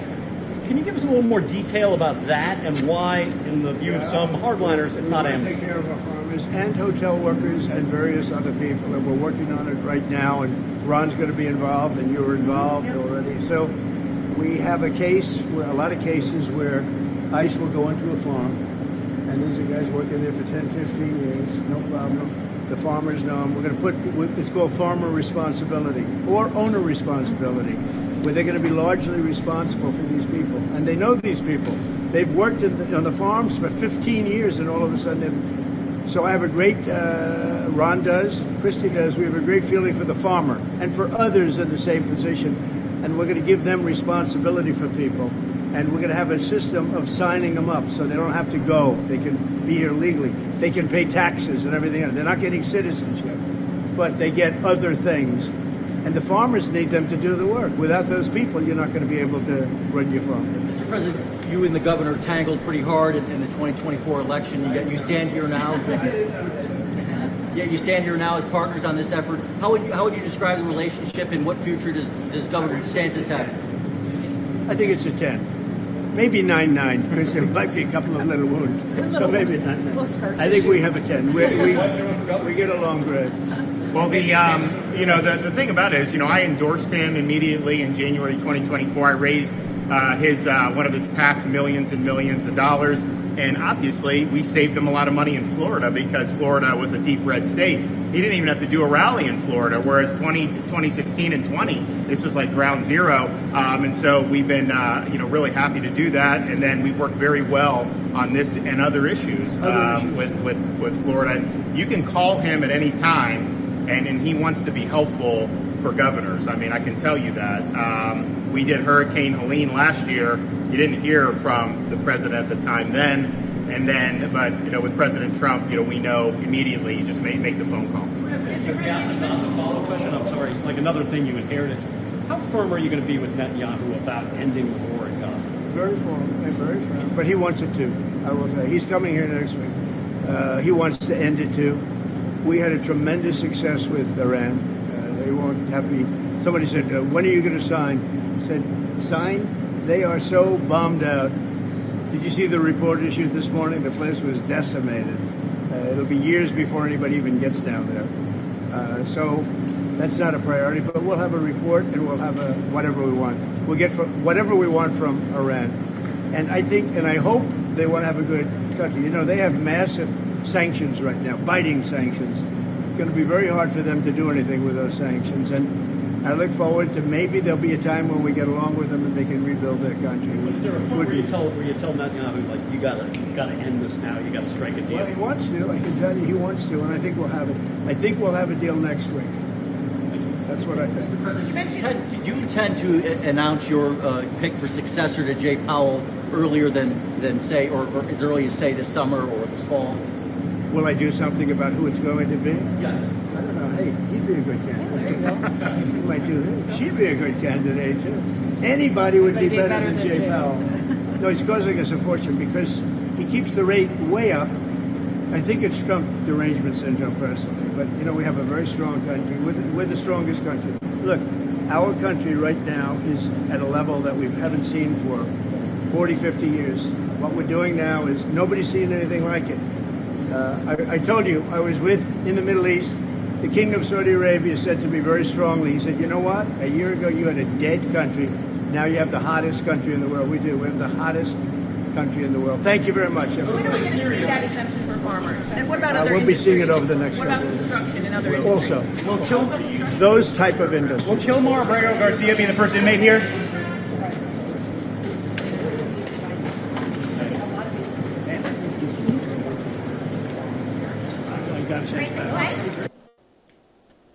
Man, these people ask some really stupid questions. I mean, some seriously stupid questions. I don't understand how they even get the questions that they're asking. Doesn't make any sense whatsoever. As I'm taking some notes here. Okay, so one of the things that we didn't miss, but we didn't get a chance to talk about, is what Christie just said. Christie said that they are looking to prosecute or do something to CNN. And of course, none of the reporters there follow that up. They just let it fly off them. They didn't pay any attention to it. I'm like, wait a second. That's a little bit of big news that the Director of Homeland Security is talking to the Department of Justice about doing something to CNN for promoting this ICE app. That's big flipping news. And they didn't even talk about it. Didn't even ask a follow-up question. Probably because they're sweating their cojones off, and they're also trying to get some water or something. And I don't know, I think there was a guy from either Newsmax, it wasn't RSBN, but I think it was Newsmax who made sure he got it on television. If they're even covering this on television, he got it out there and said, hey, by the way, I think we should notice that it's very, very cool in here. It's probably 62 degrees is what he said. Here's some more inside footage for you. Again, nobody's showing you this. I'm looking at different feeds. You're not getting this kind of stuff. Maybe you don't care. Maybe it's not important to you. I love it that you're getting to see stuff that you don't get to see. We have a seat for you in the last row right here. Now they're getting in. I guess this must be the kitchen. Here, and then we'll put you in the buffer. Madison, please put the travel pool in their seats. Is that like a linoleum Okay, where's floor? our pool I can't camera? tell here. It looks like a linoleum stone floor. Right here. Stills over here. Brian, just watch behind you. Press. Right can sit right here. Pool's right here. Come right up here. There is mold right here. Well, I don't know. What a pain in the ass. It's going to be right here, and I have a table for you. Is that going to make it over here? Very interesting. So I guess they're getting ready to sit in the area where the panel is going to be. That's that stanchion I was telling you about earlier that has a line that you cannot cross.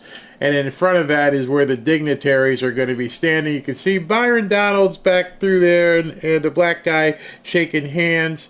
And right now, so what you have, you see his tripod just go down right in front of you. So he's setting up his camera is on his shoulder or something. And he's looking to see where he can set his tripod up so that he can begin talking about it. And President Trump is taking his seat. And he shall be talking shortly. Good job. Even the microphone works well. That's good. Wow. Well, I'd like to just thank everybody for the incredible job they've done. I love the state. As you know, Ron and I have had a really great relationship for a long time. We had a little off period for a couple of days, but it didn't last long. It didn't last long, and a lot of respect for each other. And it's a great honor to be deep in Florida, the Florida Everglades, to open America's newest migrant detention center. It's incredibly built, and you're seeing that yourself. That's why I said, let the press join us on our walk so they can see what's happening. It's known as Alligator Alcatraz, which is very appropriate because I looked outside and that's not a place I want to go hiking anytime soon. But very soon, this facility will house some of the most menacing migrants, some of the most vicious people on the planet. We're surrounded by miles of treacherous swampland, and the only way out is really deportation. And a lot of these people are self-deporting back to their country where they came from. Quite a few. We're amazed at actually the number. We took the FEMA money that Joe Biden allocated to pay for the free luxury hotel rooms, where he's paying hundreds of millions of dollars in New York City. And we used it to build this project, and Ron, it was just a little fraction of that money. The money they spent on that project, I happen to know the real estate developer. He's a he never really made that much, but he became very wealthy. With luxury, he didn't do well. With people that are not exactly luxury, he's made a fortune. I want to thank Florida Governor Ron DeSantis and Secretary of Homeland Security Kristi Noem, and Florida Attorney General James Uthmeier. Where is James? Where is he? You do a very good job. I hear good things. I hear good things about you from Ron, too. No, you really do. He's even a good-looking guy. That guy's got a future, huh? Good job, James. I hear you did really, really fantastic. Worked hard. You're like in the construction business for a few days, right? Congratulations. For all the hard work and to make this facility possible. It's amazing. Thanks as well to Florida Agricultural Commissioner Wilton Simpson. Where is Wilton? Where are you, Will? Hi, Wilton. Been a long time. Thank you. Congressman Byron Donalds. Where's Byron? Hi, Byron. How are you? Good. Florida Speaker of the House, Daniel Perez. Daniel? Daniel, thank you, Daniel. Why, you didn't want to sit up here with us, Daniel? Executive Director of the Florida Division of Emergency Management, Kevin Guthrie. Hi, Kevin. Good job. Acting Director of ICE, Todd Lyons. Todd, great job. And Senator Joe Gruters. He is a great guy. Where is Joe? We love Joe. Thank you, Mr. President. Thank We you love very you. much. Welcome home. Thank you. Thank you, Joe. Joe is great. With the help of those incredible Border Patrol agents, we now have the lowest level of daily border crossings ever recorded. As you know, last month, the month of May, just got released 2 days ago, the number of illegal aliens into the United States was zero. Zero. Even I find that hard to believe. That somebody must have gotten in, I think. I don't know, but they say zero. And the people that count them are radical left Democrats. So when a radical left Democrat tells me it's zero, I believe him. But there's still much work to do. In the 4 years before I took office, Joe Biden allowed 21 million people, that's a minimum, I think it was much higher than that, illegal aliens to invade our country. He invaded our country just like a military would invade. It's tougher because they don't wear uniforms. You don't know who they are. More than the populations of New York City, Los Angeles, Chicago, Houston, Phoenix, and Philadelphia combined. That's what came into our country from prisons, from mental institutions, from street gangs, drug dealers. It's disgusting. This enormous country-destroying invasion has swamped communities nationwide with massive crime, crippling costs, and burdens far beyond what any nation could withstand. No nation could withstand what we did, and we're in the process of doing it, but we have some great people doing it now, and you see them up here with me. But it's, I'd call it like an unforced era. It's sort of like men and women sports. It's sort of like transgender for everybody. How could they have done this to our country? And we're never going to forget it. Last year, 15% of all the hotel rooms in New York City were used to house illegal aliens at costs that they never got for luxury. They never got this much for luxury people coming in from the wealthiest places on earth.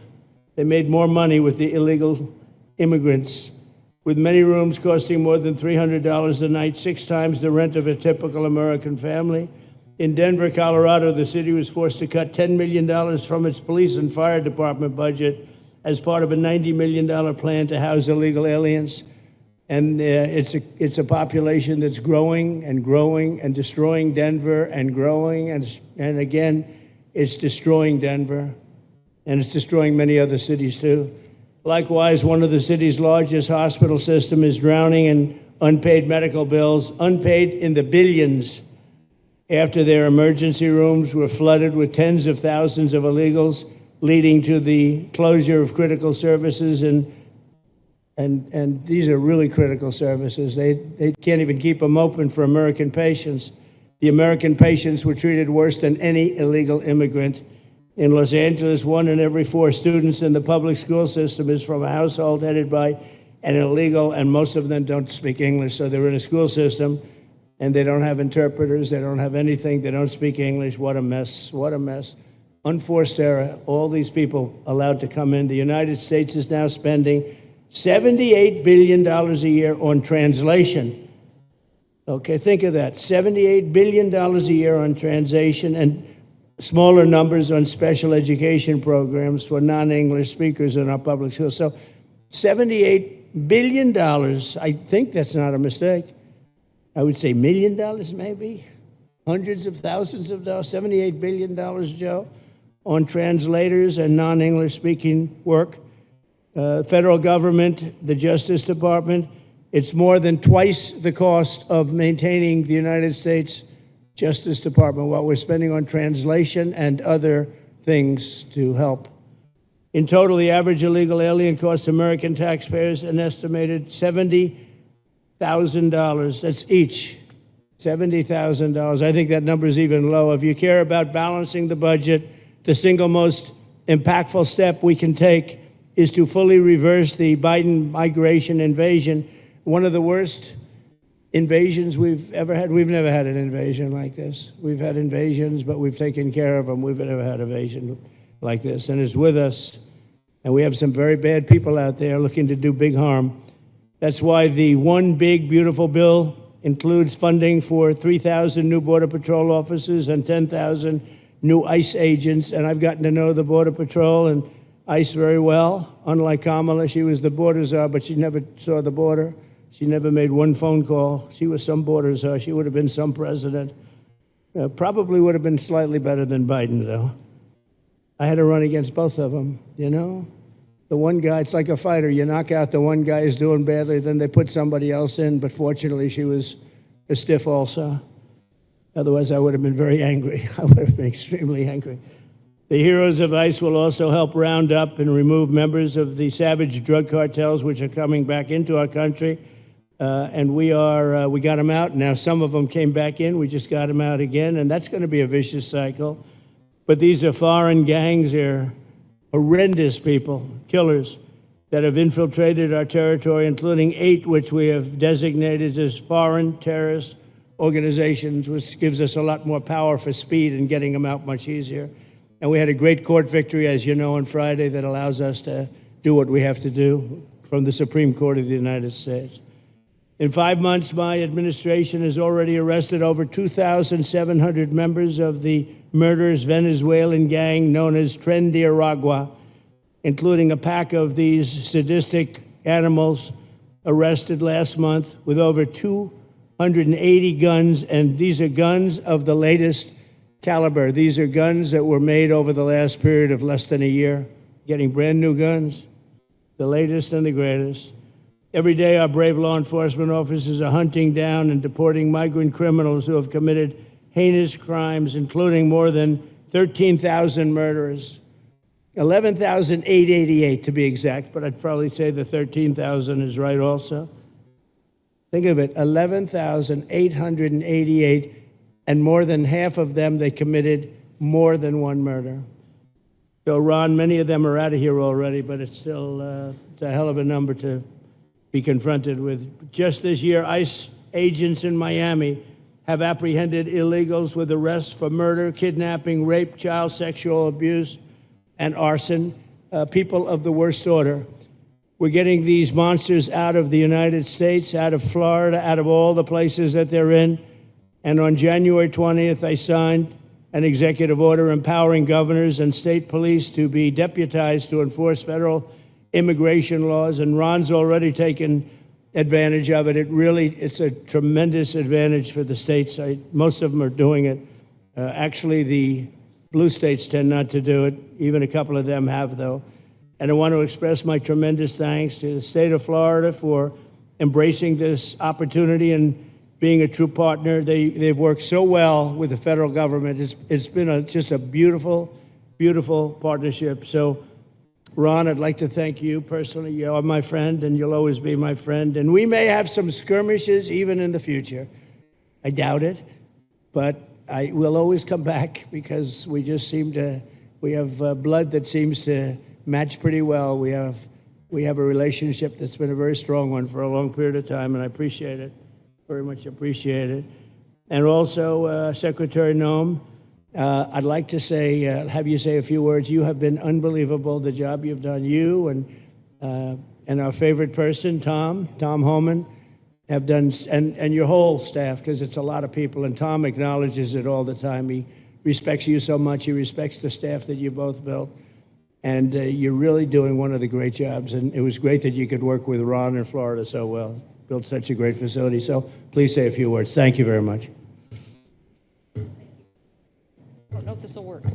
Well, thank you, Mr. President. First of all, I want to thank you for putting the safety and the security of the American people first, and the way that you never lose focus on making sure that America stays our priority and that the families that live here get the chance to grow up and to raise their children in communities that are safe and that give them an opportunity to pursue the American dream. This facility here is a fantastic representation of what can happen when all of government works together and when it's accountable to the taxpayers and to the citizens that live here. The president signed an executive order that allowed us to build partnerships with states and with local law enforcement officers, which is exactly how things should function in this country. More power, more authority given to people locally so that they can take control of their own destiny. And so we have already been working under the 287G program to deputize law enforcement officers, whether they be state highway patrol, local sheriff's departments in all of our states, and allow them to go out with our ICE officers, our border patrol officers, and make sure that we're getting the worst of the worst off of the streets. We also recognize that as we've been doing that and returning people back to their home countries, that we need detention facilities. We need beds to put them in place so that they can have their due process before they return home. And this facility is exactly what I want every single governor in this country to consider doing with us. What happened to start this conversation was that a young man named Jimmy Percival in my office, my general counsel, who came from Florida and used to work here, called up the Attorney General and the governor and said, hey, what do you think about partnering with us on a detention facility that we could put in place that would allow us to bring individuals there? There's an airstrip close by. You guys volunteered the assets that you have and the connections that you have and worked with Kevin extensively so that we could come here, have their due process given, and return them home to their countries. And in 8 days, this facility has been stood up. And I want everybody to recognize that detention facilities that ICE adheres to is a higher standard than is required at state levels, at local Department of Corrections facilities, sheriff's offices. This is a state-of-the-art facility, air-conditioned, isolated, though, for security purposes, which is very helpful. And I appreciate so many people being willing to work together to make a project like this happen. Right here on this location, we'll have about 3,000 beds. Other location will have another 2,000 beds that will allow us to bring individuals across the country that we are bringing in and incarcerating for violating our laws and immediately get them out of the country as soon as we possibly can. It's exactly what we need to be perpetuating in other states. And what I would say is I want all of you to notice these flyers that we've got. Is that everybody who sees these flyers or anybody who sees these news clips should know you can still go home on your own. You can self-deport. If you go on the CBP Home app and go home now, you will get the chance to come back to the United States legally. You will get the chance to come back and do it the right way. If you don't, you may end up here. And you may end up here and being processed, deported out of this country, and never get the chance to come back. That is the consequences of breaking the law in the United States of America. Listen, our job is to uphold the law. This is a country of laws. We have a border now, and because we have a president that cares and recognizes that we need to be a nation of borders and a nation that upholds the law. If you break the law, there's consequences. We will deport you, and you will never get to be a United States citizen. You'll never even get to come back here and work and to pursue the American dream. But if you decide you want to go home now, go home. And we'll help facilitate it. We'll buy your plane ticket. We'll get you there. In fact, I just got back from Panama, Costa Rica, Guatemala, Honduras. Those countries are excited to get their citizens home. They're setting up programs to loan them money to buy houses when they get there, help them with food assistance, get their children educated, scholarships. They want their citizens that are living here in the United States illegally to come home and to be a part of their economy and help their countries grow. So this is a win-win for everyone, and I just want to end, Mr. President, by thanking our law enforcement officers, by thanking our ICE officers and our Border Patrol officers for what they do every day. They are out on the streets, and violence against them has increased over 500% since Trump has gone back into the White House because he's upholding the law and because a bunch of liberals, socialists, and Marxists are out there lying about what President Trump is doing. President Trump is upholding freedom by what he is doing. The freedom to live safely in this country and to do things legally and to have justice. And because those liberals, and I'm calling out you, CNN, I'm calling you out because you lie every single day about what these operations are. We are going after murderers and rapists and traffickers and drug dealers and getting them off the streets and getting them out of this country because Joe Biden let the worst of the worst come in here. The other day I was talking to some marshals that have been partnering with ICE. They said that they had detained a cannibal and put him on a plane to take him home. And while they had him in his seat, he started to eat himself. And they had to get him off and get him medical attention. These are the kind of deranged individuals that are on our streets in America that we're trying to target and get out of our country because they are so deranged they don't belong here. And they shouldn't be walking the streets with our children. And they shouldn't be living in the communities with our families who just want to grow up, go to job, raise their children to grow up and get a job and to live the American dream. So thank you to all of our law enforcement officers, those in our military that have been helping, our National Guard. Thank you to Governor DeSantis for stepping up and being an example to other governors. I hope my phone rings off the hook from governors calling and saying, how can we do what Florida just did? How can we do exactly what they did? Because we need this big, beautiful bill. We absolutely have to have this big, beautiful bill that has the funding so that we can continue this operation and we can get those bad criminals off of our streets and have the officers to do it so that when they go out on an operation, somebody's got their back. Somebody's got their back, they can do it safely, and they can go home to their families at night too. So this bill needs to pass through Congress so we have the resources at the Department of Homeland Security to make sure that our homeland truly is secure. And Mr. President, thank you for speaking. In the affirmative, the bill as amended is passed. His wise advice and wisdom, but he's a rock star because he loves this country and he's passionate about making sure that nobody is prioritized over an American citizen. We love everybody. We do. We love everybody. Not everybody. But, well, a lot of people. But we shouldn't be putting people illegally above citizens. We should be making sure that we do things right. And that's what America has always stood for, and we're an example to the rest of the world because we do it right. So, Mr. President, you surround yourself with great people, and I think that's because everybody wants to work for the greatest president that the United States has ever had, and that's President Donald J. Trump. Thank Thank you you, very much, sir. Chrissy. That's Thank so you for nice. your- Thank you. Thank you very much. And I have to say that, you know, when Christie's name was put before me by Tom Homan, by the way, because I wanted him for the border, and somehow I thought that was going to be good in that sort. But he didn't want the upper job, and I said, who do you recommend? Christie Noem. I said, oh, are you kidding? She's great, but she's such a fine, elegant person. He said, sir, she's tough as hell. I said, are you sure? You are tough as hell, I tell you, and you do it in a very nice way, but you are, if you ever saw her ride a horse, she rides a horse like she should be in the rodeo. She's like an unbelievable horse person, and you've done a fantastic job. And Steve Miller would even agree to that. And he likes nobody, by the way. I don't think he likes anybody. And another one we like is Ron. And Ron, would you say a few words, please? Sure. Well, thank you, Mr. President. Welcome back to Florida. And I think this is the first time you've been back since the events of a couple weeks. So just let me say, as somebody that was serving on active duty in Iraq back in the day, we witnessed the number of our troops that were killed or wounded by the Iranians. We know that they're a militant Islamic regime that was hell-bent on getting nuclear weapons, and under Joe Biden, they were about to get nuclear weapons. And because of your strong actions, those dreams and those ambitions have been reduced to rubble. And I thank you. I know a lot of veterans thank you, and people in Florida really thank you for stepping up and really making a strong, tough, but strong decision. I think we're much safer as a result of that. Now, on the immigration, I think President Trump's election represented the chance for us to finally solve this illegal immigration and border problem once and for all.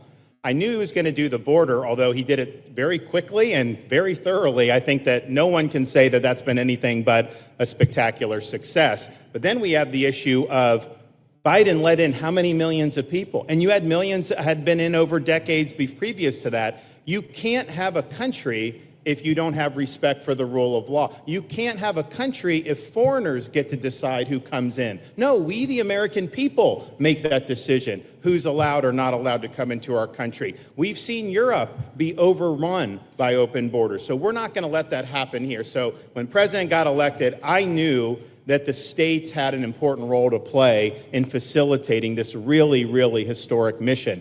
We're the only state in America, Florida, that requires full cooperation with ICE from all state and local law enforcement entities. And what is the net result of that? We have these agreements for these 287G task force with sheriff's departments, police departments, state agencies. and it's really instrumental in rounding up a lot of really bad people who shouldn't be here. If you look at the number of those full-blown 287G agreements that have been executed around the country, the state of Florida counts for 60% of those. If you look at the number of immigration arrests of illegal aliens on any given day, the arrests happening in Florida constitute between 15 and 20% nationwide. So we're all in on this because we understand how important it is to our citizens. It crowds schools, it crowds medical, it crowds housing. Yes, you have illegal alien crime as well, and people want the problem solved. And the only way we're going to solve it is if states like Florida step up and help the president, help Secretary Noem get the job done. Now, this facility here was really in response to us working with DHS and ICE from the time the president got sworn in. And the number one thing they kept coming back to was, you know, Biden decimated the agency. I mean, let's just be clear. You could have illegals in Florida. Biden would just release them. Even when they had notices or they had orders to be removed, Biden wouldn't send them back. So their interior enforcement collapsed under Biden. So they're building it back up, but they're like, we need detention space in order to be able to bring about more deportations. And so what we have here can hold 3,000 now. We have 2,000 facility up at Camp Blanding that we're going to be open, which is our National Guard site. But think about what you have here. They come here, say they already or been ordered to be deported. You drive them 2,000 feet to the runway, and then they're gone. It's a one-stop shop. And this airport that's been here for a long time is the perfectly secure location. It's going to make a big difference. And let me just thank everyone. Just wanted to pop in real quick because there's a lot of stuff in the chat. Let me just tell you, the big, beautiful bill has indeed passed the Senate. It is now going to the House. It passed 51-50. Obviously, it was 50-50. J.D. Vance was there. He cast the deciding vote as the so-called president of president of the Senate. So he broke the tie. It has passed the Senate. Now it goes to the House. The bill, big beautiful bill, has passed the Senate in whatever form it is right now, and now it goes to the House for final approval. We're close, getting very close. So nope, there's no voting going on right now. J.D. Vance broke the tie. It has passed the Senate. Just wanted to let you guys know that. Back to our coverage here. As well. So this is a force multiplier for the president's efforts. I would just say and echo what Secretary Noem says. There is no reason why other states can't be doing it. And I know Louisiana, Texas, a couple of them. But we've got if only the red states did this, they would be able to expand their capacity by tens of thousands, maybe 50, 100,000 on a given day. That's how you really start to make a difference. And so we're proud to be able to partner with the Trump administration on that. Mr. President, thanks for coming down. I think you highlighting this is going to move the needle in a big way throughout the country, and I think it's going to help all of us achieve the really big results that I think our voters want to see. Thank you. Great job. Thanks. Thank you, Mr. President, for the opportunity. My name is Kevin Guthrie. I'm the Executive Director of the Florida Division of Emergency Management. I'd also like to thank President Trump and the Department of Homeland Security Secretary Noem for joining us here today and for their continued support. I want to thank first by thanking the man to my right, and that's Governor Ron DeSantis, whose bold leadership and swift action made this project possible. Make no mistake, this facility would not be standing here without the President, the Secretary, and the Governor's vision and determination to uphold the rule of law. Florida is and will always be a law and order state. Even before the President took office, the Governor made it clear that illegal immigration would not be tolerated in the state of Florida. When the President and the Secretary asked Florida to help, the Governor empowered our state and private partners to work collaboratively and deliver real results on a rapid timeline. The Florida Division of Emergency Management is best known for leading the nation in hurricane response and other natural disasters. We understand how to act fast without bureaucracy in the face of any emergency. Our teams built roads in 8 hours, bridges in 3 days, base camps in 72 hours, and full causeways in 2 weeks. Getting things done quickly, efficiently, and correctly is at the core of our mission. We simply just want to be the best at what we do in the nation. When the governor called me, and we answered. And we were proud to bring our logistical expertise to the table. We know how to set up base camps for guardsmen, first responders, linemen, volunteers, and other aid sources, and distribute that in a matter of days before a storm. We're able to translate this knowledge to what we did here at Alligator Alcatraz. Florida has put the best teams together who check their individual logos and egos at the door to get this done. Not just for you, Governor, but Mr. President, for you as well. There are over 13 different vendors that came together to get this solved in 8 days. Truly a whole of private sector partnership to get that done. Behind you on these boards, in only 8 days, we have built a fully compliant detention facility with a detainee capacity of up to 3,000 people, with room for additional capacity if you asked us to do so. The detention facility includes over 158,000 square feet of housing and is a fully aluminum frame structure rated for winds of 110 miles an hour or a high-end Category 2 for those people that don't think that we're taking that into consideration. This is Florida, by the way. Power supply is fully redundant with backup generators in place. We've put a staff village here on site with a capacity of 1,000.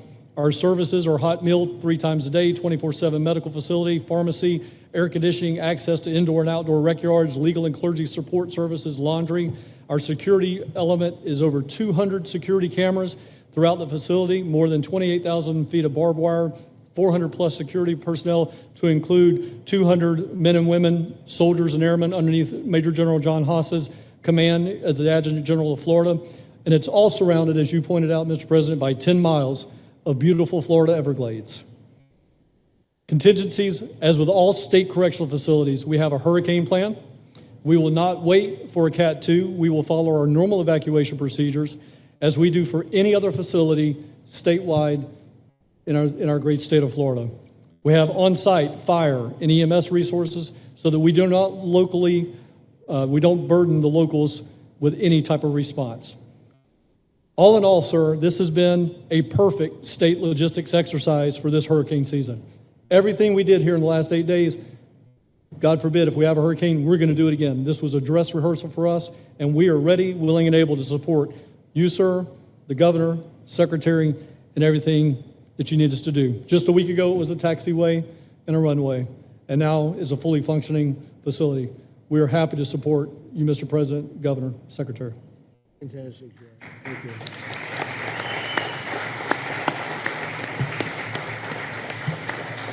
Byron, please.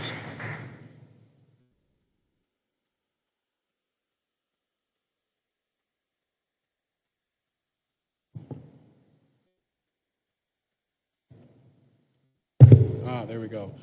First of all, Mr. President, we all have to thank you for your leadership and for the mandate that the American people gave you to finally secure our borders and to deport criminal illegal aliens and longstanding illegal aliens out of the United States.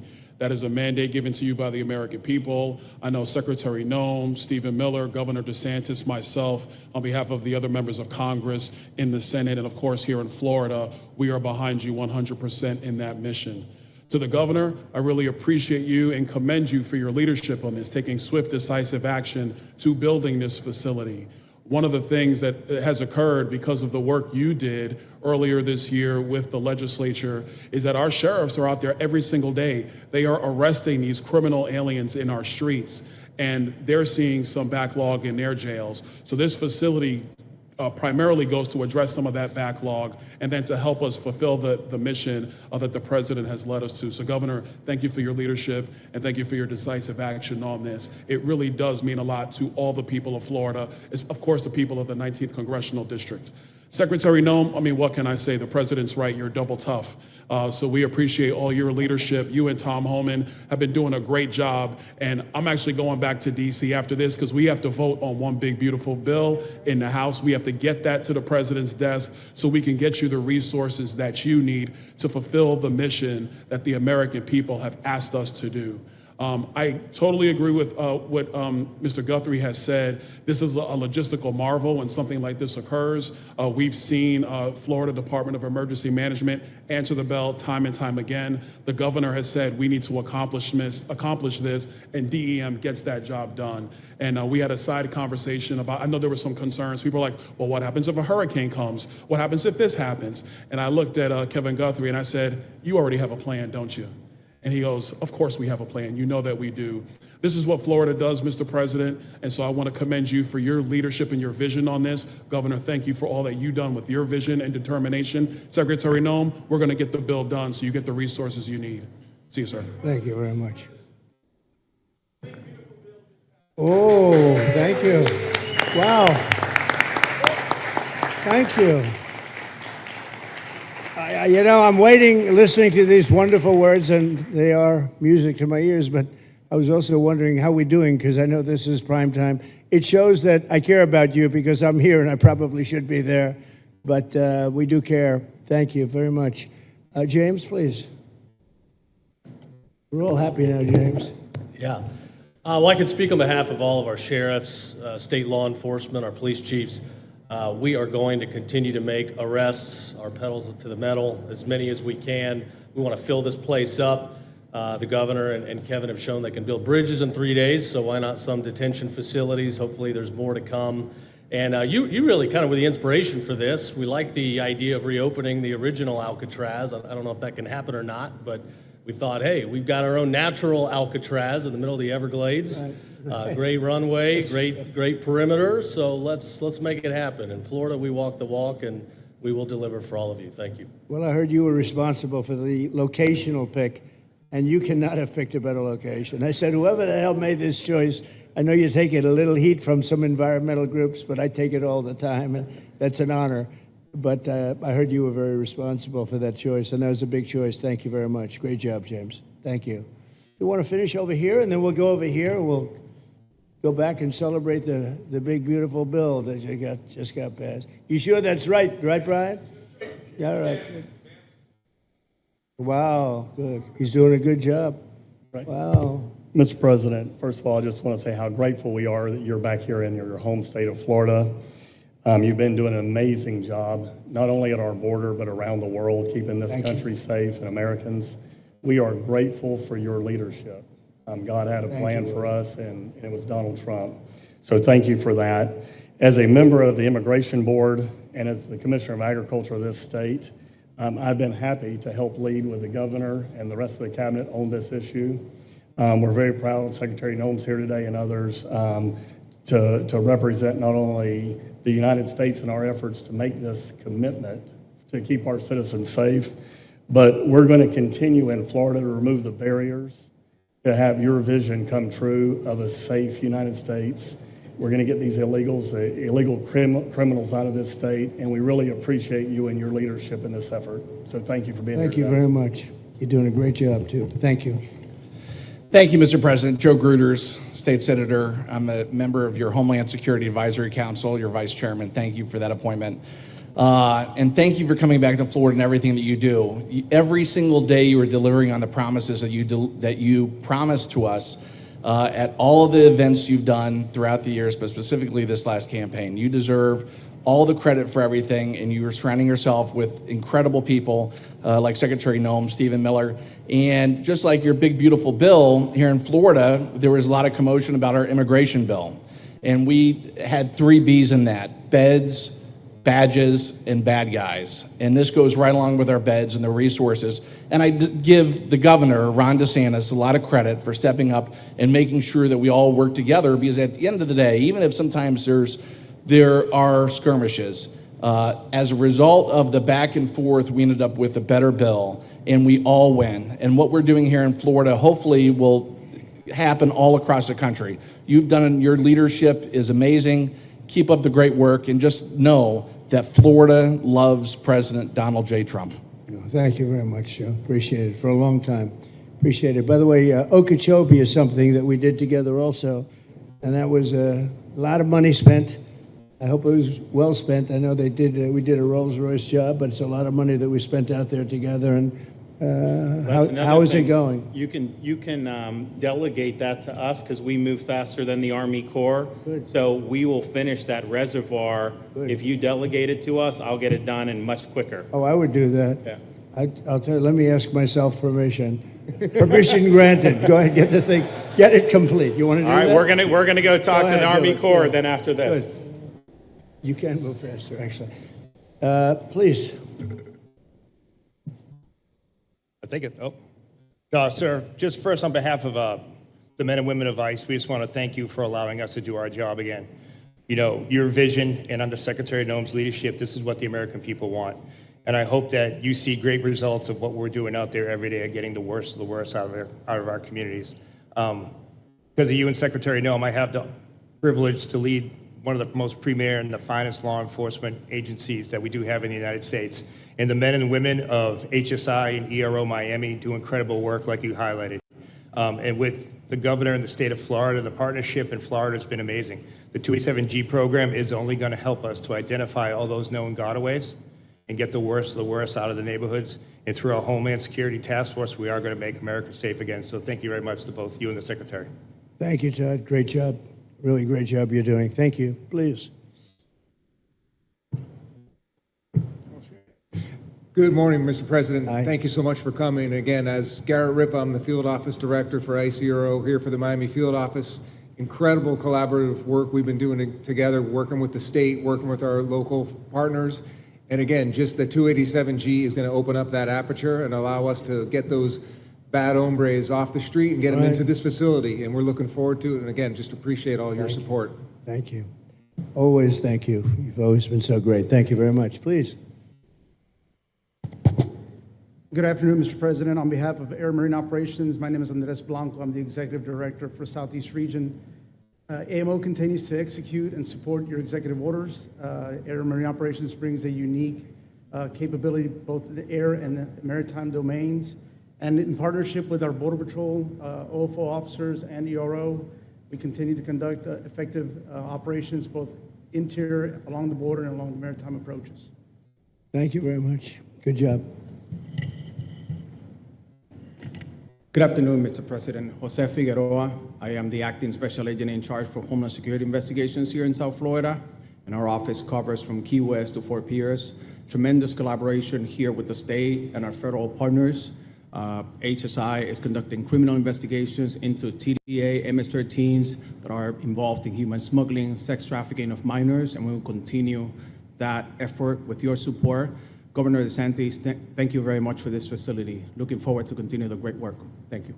Thank you very much. Steve, would you like to say something? Our star. Thank you, Mr. President. I just want to say on a personal note, getting to watch what you've done over the last 5 months to deliver on a 50-year hope and dream of the American people to secure the border.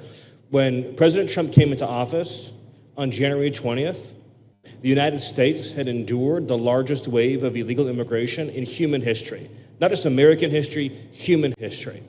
And within just a few days, President Trump, through his strength, leadership, diplomacy, and vision, achieved the most secure border anyone in the world has ever seen. When we recently went overseas to the NATO summit, I had senior staff in foreign governments come up to me and ask me how he achieved the Trump miracle on his border, and could that be replicated in their countries. For individuals who don't work in this space, to have 0 successful illegal entries in an entire month should be an impossible achievement.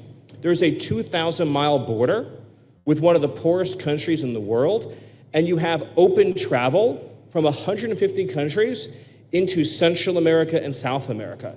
There are 2 billion people in the world that would economically benefit from illegally coming to the United States. And through the deployment of the military, through the deployment of novel legal and diplomatic tools, through the building of physical infrastructure, through the empowering of ICE and Border Patrol, and the entire federal law enforcement apparatus, President Trump achieved absolute border security. And now, once this legislation is passed, he will be able to make that with those resources permanent. Watching what you've done, sir, has been one of the honors of a lifetime. I'm proud to be able to play any role in it. And what President Trump is going to achieve next with the resources in this bill will make America safer, stronger, freer, more sovereign, and more prosperous than it has ever been before. Thank you, sir. Thank you, Steve. Yeah. Thank you. And the bill is going to be great for Ron. It's going to be great for Florida too. A lot of set-asides for Florida. Some of the things that you wanted to do, and so it's great news to hear that it was approved. Do you want to take a few questions, Ron? We'll take a few questions from these. Yeah, please go ahead. Yeah. Thank you, Mr. President. Given the likelihood of the One Big Beautiful Bill passing, and we look forward to the success of this facility here, how many more facilities like this do you feel that the country needs in order to enact your agenda of mass deportations? Well, I think we'd like to see them in many states, really, many states. This one, I know Ron's doing a second one, at least a second one, and probably a couple of more. And, you know, at some point they might morph into a system where you're going to keep it for a long time. You know, it's not that far away from jails that take years to build, and money is spent and wasted, and, you know, like the railway that they have in California that costs like 40 times more than it was supposed to cost. The same things happens with prisons. You look at this in a short period of time, Ron, James, and some of the people that really worked on it along with our people, they did this in less than a week. And you look at it, it's incredible. The incredible thing is picking the site, because the site was one of the most natural sites. It might be as good as the real Alcatraz site. You know, it could be. Well, that's a spooky one too, isn't it? Huh? That's a tough site. But so I think it could last as long as they want to have it. I mean, you may morph this into, you know, your prison system, frankly, which I know you always need, unfortunately. I'd like to say, you know, a little controversial, but I couldn't care less. We have a lot of bad criminals that came into this country, and they came in stupidly. It was an unforced error. It was an incompetent president that allowed it to happen. It was an auto pen maybe that allowed it to happen, and it did happen. But we also have a lot of bad people that have been here for a long time, people that whack people over the head with a baseball bat from behind when they're not looking and kill them, people that knife you when you're walking down the street. They're not new to our country. They're old to our country. Many of them were born in our country. I think we ought to get them the hell out of here, too. You want to know the truth. So maybe that'll be the next job that we'll work on together. But I think getting them out, you know, we forget about them. We had some bad accidents in New York, and they're not accidents. They were done very much on purpose. People being pushed into a subway just before it arrives, going 40 miles an hour, and they're 10 feet away from where the thing is. You get pushed right into the face of the subway train, get whacked and killed. And these are sick people. I'd like to get them out of here, too. Yeah, please, go ahead. White shirt, glasses. Julio Rosas, Blaze Media, sir. A couple months ago, I ran into former DHS Secretary Mayorkas, and I asked him a couple questions about his disastrous handling of the border. He didn't like my questions.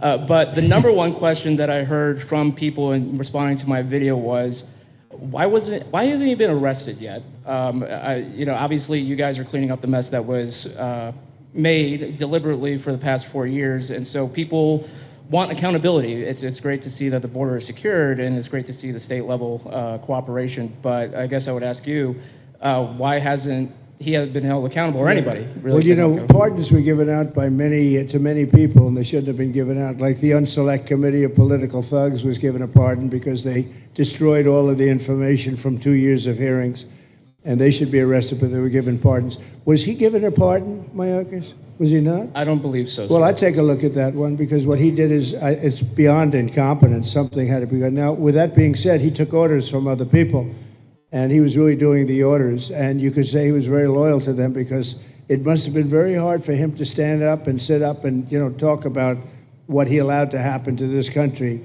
and be serious about it. So he was given orders. If he wasn't given a pardon, I could see looking at that. In fact, why don't you take a look at it, Kristen? He was impeached, but yeah, it was just a fake impeachment. It was a fake impeachment. Why don't you take a look at it? I think he was so bad. They were all so bad. Look, it was the worst president in the history of our country. We've had some bad ones, but he was the worst president. But somebody told Mayorkas to do that, and he followed orders, but that doesn't necessarily hold him harmless. So take a look at it. It's a very good question, actually. Thank you. Yeah, please. Go ahead. Mr. President, you and the Secretary have both said that many people have self-deported since you came back into office. Yeah. How many is many, and has the rate gone up? How do you see the tempo of that moving forward Sure. going on?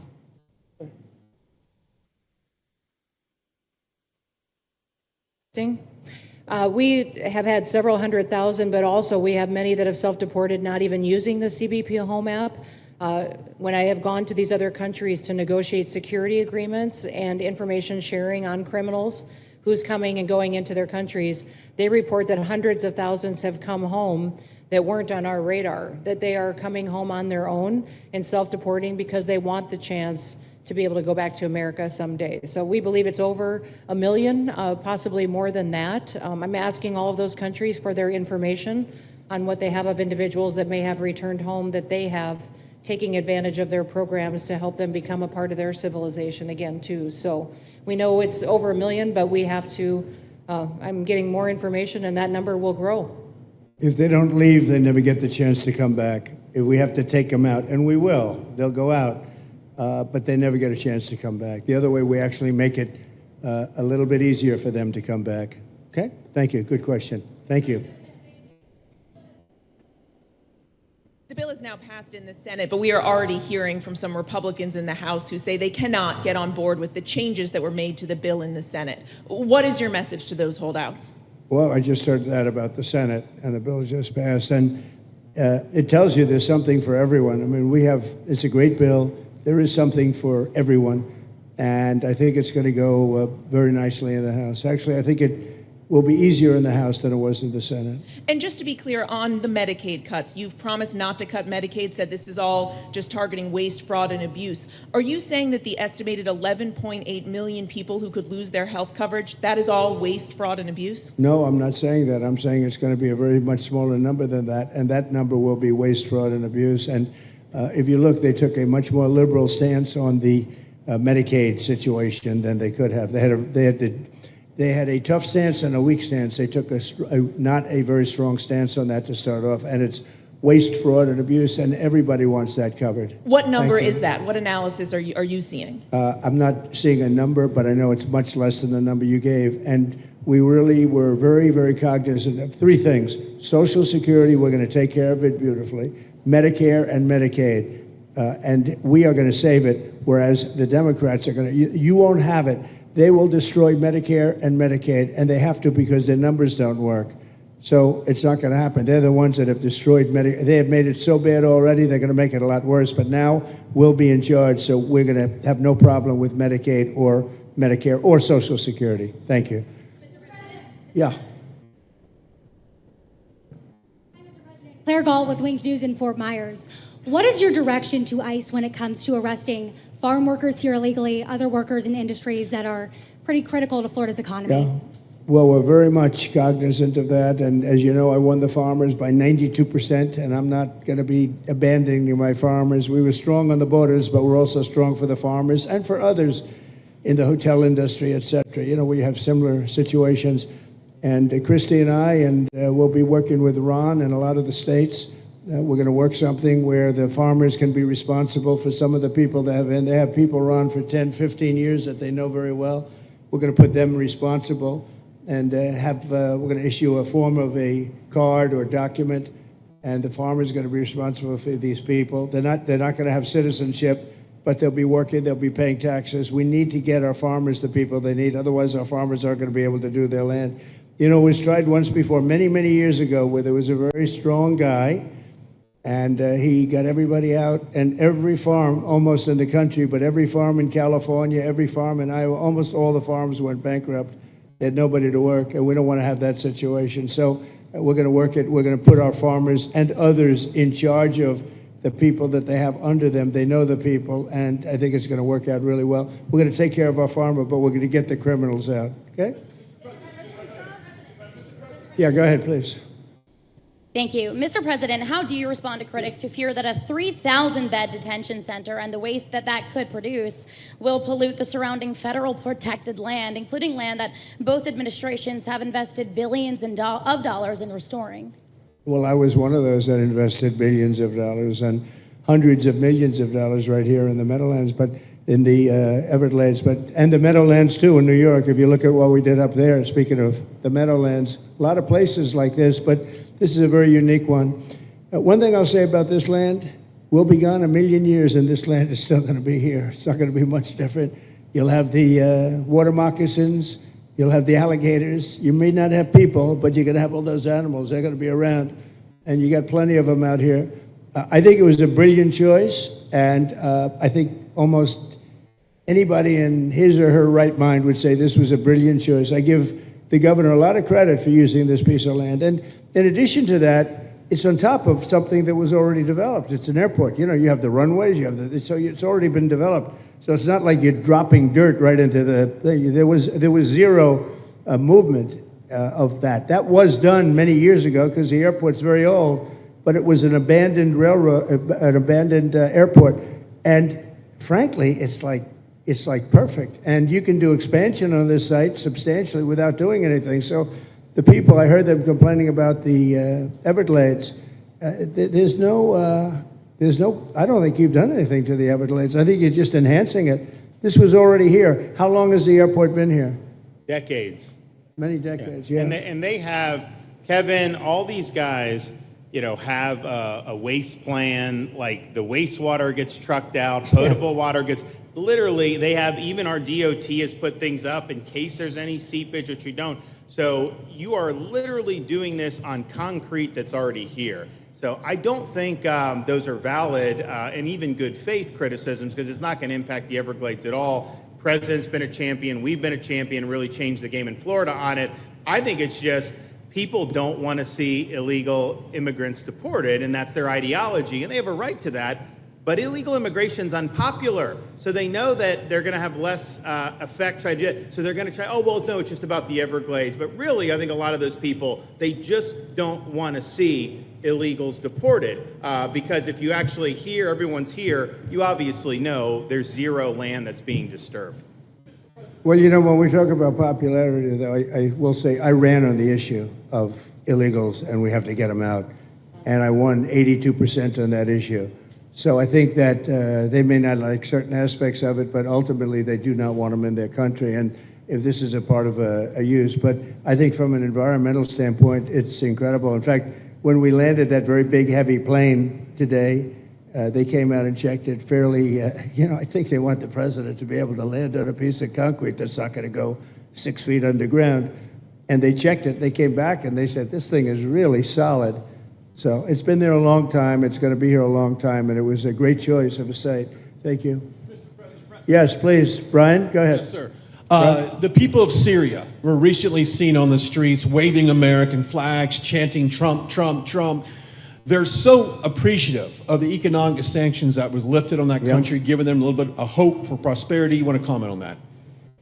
Well, they're great people, and the man that is leading them has a reputation. You know, he's the head of some pretty tough organizations, and a lot of people criticized me for that. I said, well, what are we going to do, take him out of a day school, a country day school? It's going to be, by nature, I would think, Ron, they'll be pretty tough, and he is pretty tough, but I think I met him, spent a lot of time with him, good guy. I took off the sanctions because if I didn't do that, they wouldn't have had a chance.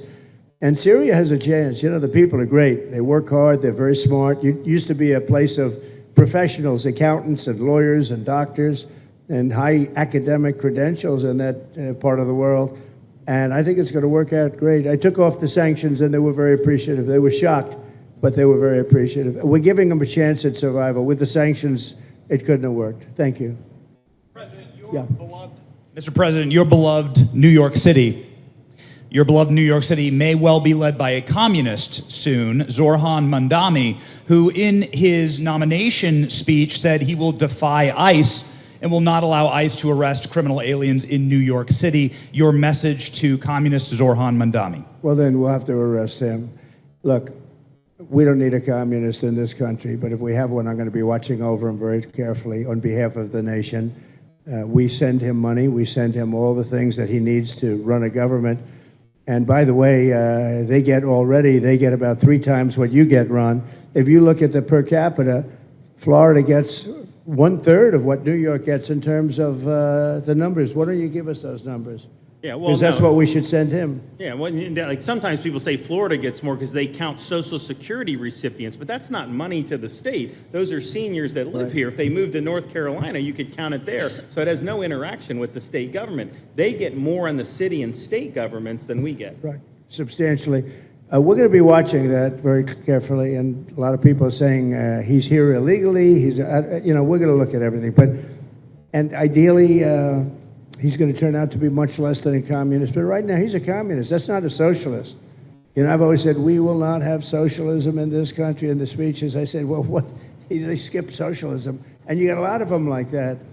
And you see AOC, she's out there with her, bad IQ. She's out there ranting and raving about how wonderful he is. And look, so far he's winning. He still has a race to win, but so far he's winning, and he has an advantage as a Democrat in New York City. I was there a long time ago, and it was a long time since a Republican won the city. Yeah, but you would think that a Republican would be able to win. Or you have a good independent running, Mayor Adams, who's a very good person. I helped him out a little bit. He had a problem, and he was unfairly hurt over this question. He made a statement to the effect that this is terrible. New York City can't have all these immigrants come in. And like he was indicted the following day. And I said, that was a phony indictment. And it was a phony indictment. That was a Biden indictment. I said, don't feel bad. I got indicted 5 times every time you opened your mouth. That was a bad group. That was a very dangerous group, I will tell you. These were not nice people. That was the only thing they could do. They had no policy. They had no skill. They had no anything. But they were very good at that. They were vicious, vicious, horrible people. Thank you very much. Yeah, please go ahead. Hi, Anna Giratelli with Washington Examiner. Governor DeSantis has proposed using National Guard, deputizing them as immigration judges to get through this massive backlog of people in the immigration court. Would you be open to that? Yes, he has my approval. Okay. That wasn't too hard to get, was it? Front. He didn't even have to ask me, James. You didn't even need James to ask me. He has my approval, okay? Good. I also like what he's doing in Okeechobee. He has my approval for that, too. I don't know how we work that out, but we'll work it out. We'll follow up. Go ahead. Please. President Trump, Jake Stofan with Action News Jax from up in Jacksonville. There's some talk about a facility similar to this up in Camp Blanding. Has that been approved by DHS? If not, what's the timeline? When could we see ground break on that? Well, I'll ask Ron or James to talk about it. Do you want to mention it, James?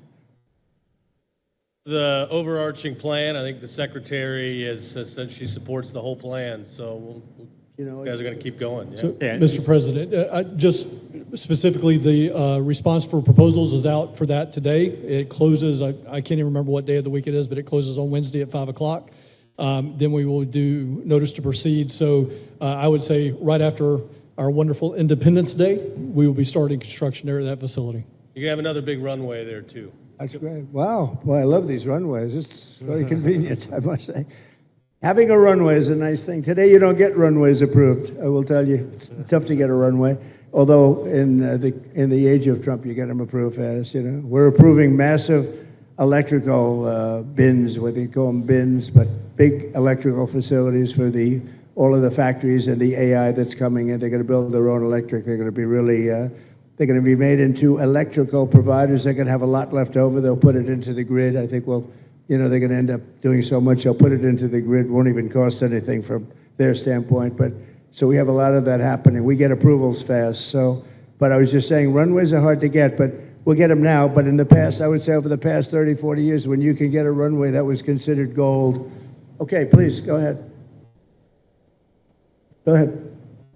Sure.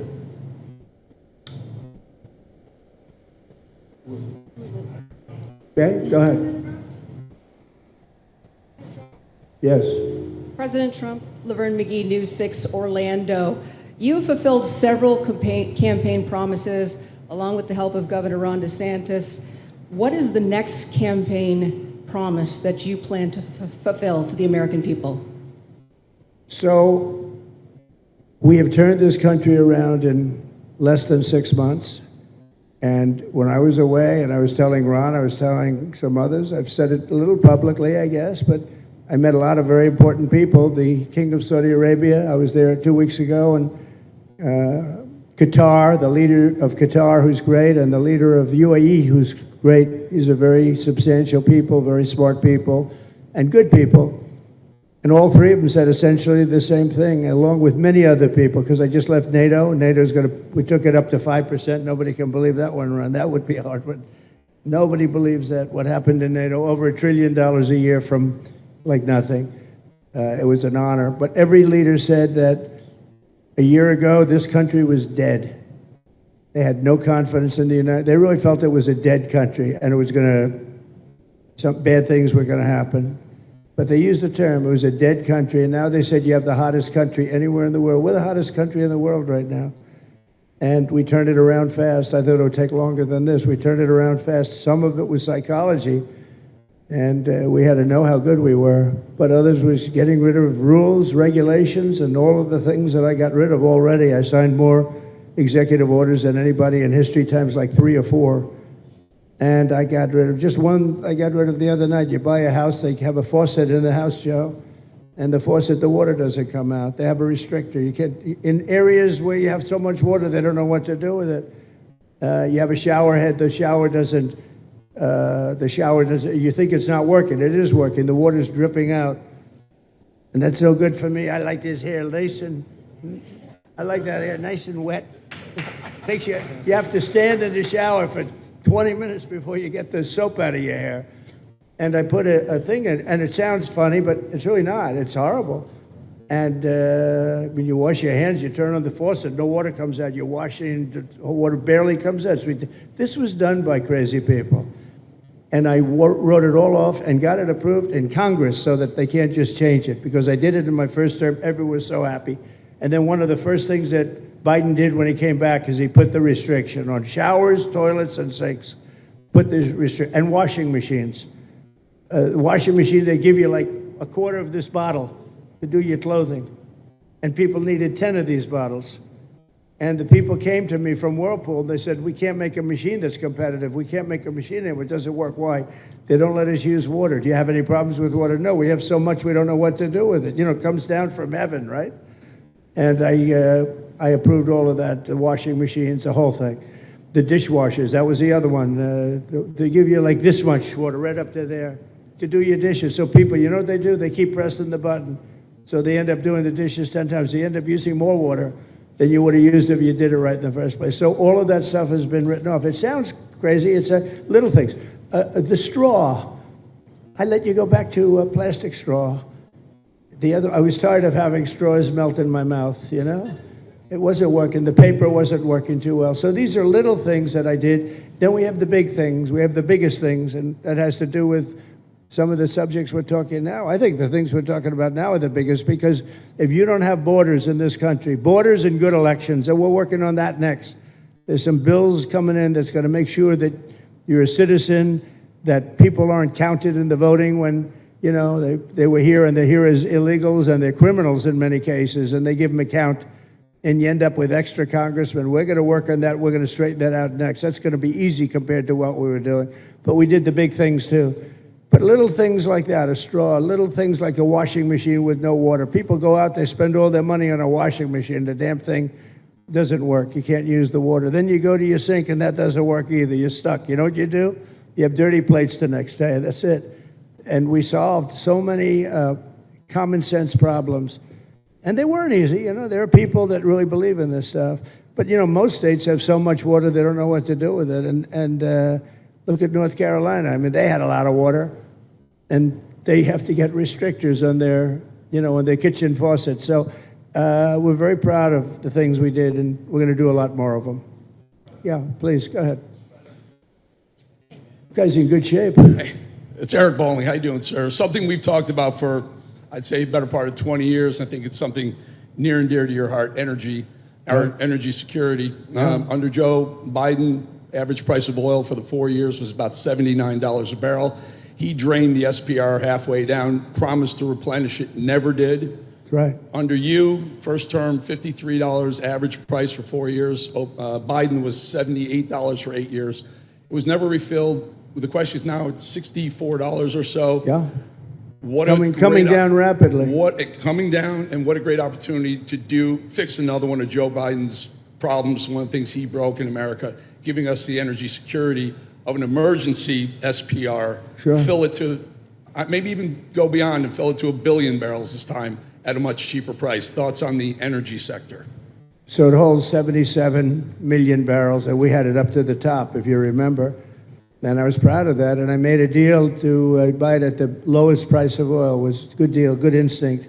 And we filled it up, and when he came in, he started using it to keep oil prices down because he blew our energy policy out.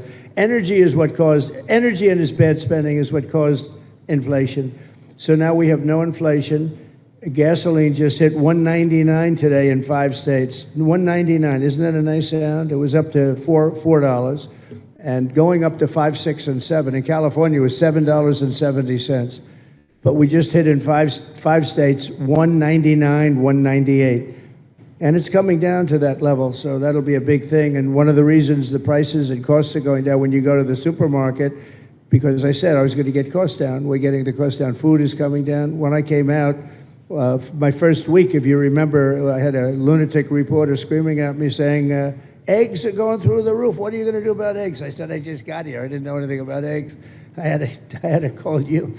I said, look, I just got here. Tell me the problem. Well, they're doubled in price, and they're going to be 5 or 6 times higher. They were right, actually. I said, let me work on it. And now we have eggs down to the same numbers it was when I first came in. You know, we lowered the cost of groceries. A simple word like that, groceries, it was like almost a strange word. I hadn't heard the word in so long, but what could be more beautiful than the word grocery? And we have the prices way down. We have the energy way down. Energy brought the groceries down, if you want to know the truth. And, you know, so we think we're going to get it lower, and we're going to fill up the it's called the Strategic National Reserves. I had it topped out, and this guy would use them every time before the election. He'd use them whenever they had an election. It was artificial. But believe it or not, as big as that are tens of hundreds of millions of barrels of oil, all filled up at low prices. But it was really meant for wars, and it wasn't meant for keeping your prices down during a holiday so that somebody could get elected. But they used it, and they didn't bring it. The only mistake you made, they didn't bring it a little down. They brought it right down to the bottom. The thing is practically empty. They never filled it up. They never spent 10 cents in filling it up. And we'll do that. When the market is right, we'll fill it up. I want to fill it up when the market's right. Thank you. How about one more question? Okay, please, in the back. Dana Marie McNichol, Fox News Channel. Mr. President, is there an expected time frame that detainees will spend here, days, weeks, months? And does that have anything to do with the immigration judges you just spoke about being trained and staffed here? When you say, what was the first part of your question? Is there a specific time frame you expect the detainees to spend here, days, weeks, months? In Florida? Yes, here at Alligator Alcatraz. I'm going to spend a lot. Look, this is my home state. I love it. I love your government. I love all the people around. These are all friends of mine. They know them very well. I mean, I'm not surprised that they do so well. They're great people. Ron has been a friend of mine for a long time. I feel very comfortable in the state. I'll spend a lot of time here. I want to, you know, for 4 years, I've got to be in Washington, and I'm okay with it because I love the White House. I even fix up the little Oval Office. I make it, it's like a diamond. It's beautiful. It's so beautiful. It wasn't maintained properly, I will tell you that. But even when it wasn't, it was still the Oval Office, so it meant a lot. But I'll spend as much time as I can here. You know, my vacation is generally here because it's convenient. I live in Palm Beach. It's my home. And I have a very nice little place, nice little cottage to stay at, right? But we have a lot of fun, and I'm a big contributor to Florida. You know, pay a lot of tax, and a lot of people move from New York, and I don't know what New York is going to do. A lot of people moved to Florida from New York, and it was for a lot of reasons, but one of them was taxes. The taxes are so high in New York, they're leaving. I don't know what New York's going to do about that, because some of the biggest, wealthiest people and some of the people that pay the most taxes of any people anywhere in the world, for that matter, they're moving to Florida and other places. So we're going to have to help some of these states out, I think. But thank you very much. I'll be here as much as I can. Very nice question. With that, I'd like to just end by saying I want to thank Ron and James and all of the people that have done such a great job, all of your staff. Really fantastic work. And it really started with site selection. You can do a great job, but if you have the wrong site, in real estate, you have the wrong site, you're dead. And this was a great site selection, despite what you may read in the environmental press. Good job. And this was an honor for Christy and myself and Steve and all of our people to be here. And I also appreciate the media. They've treated us very fairly. Over the last few weeks, I've been treated very nicely. And it's so unusual. I'm not used to it, but we've gotten great accolades. Brian, I want to thank you for calling out, because I was waiting here because I knew the vote was taking place and I'm answering questions, right? So I want to thank you very much and say hello to our friend. And I will see a lot of you. Thank you very much. We're going to make America great again. Thank you very much. Thank you. Thank you, brother.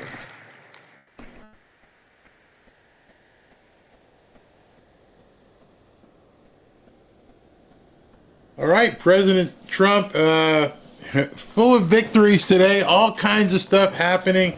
It's amazing what's going on with everything that he seems to be doing right now. We don't know what's in the final bill because we don't know what has been cut, what has stayed, or any of that. So we're going to eventually find that out. I've been checking all the different feeds on Twitter to see. I saw Marjorie Taylor Greene was all happy that the 10-year exclusion on AI being basically you can't sue about it or unregulated, that's been stricken.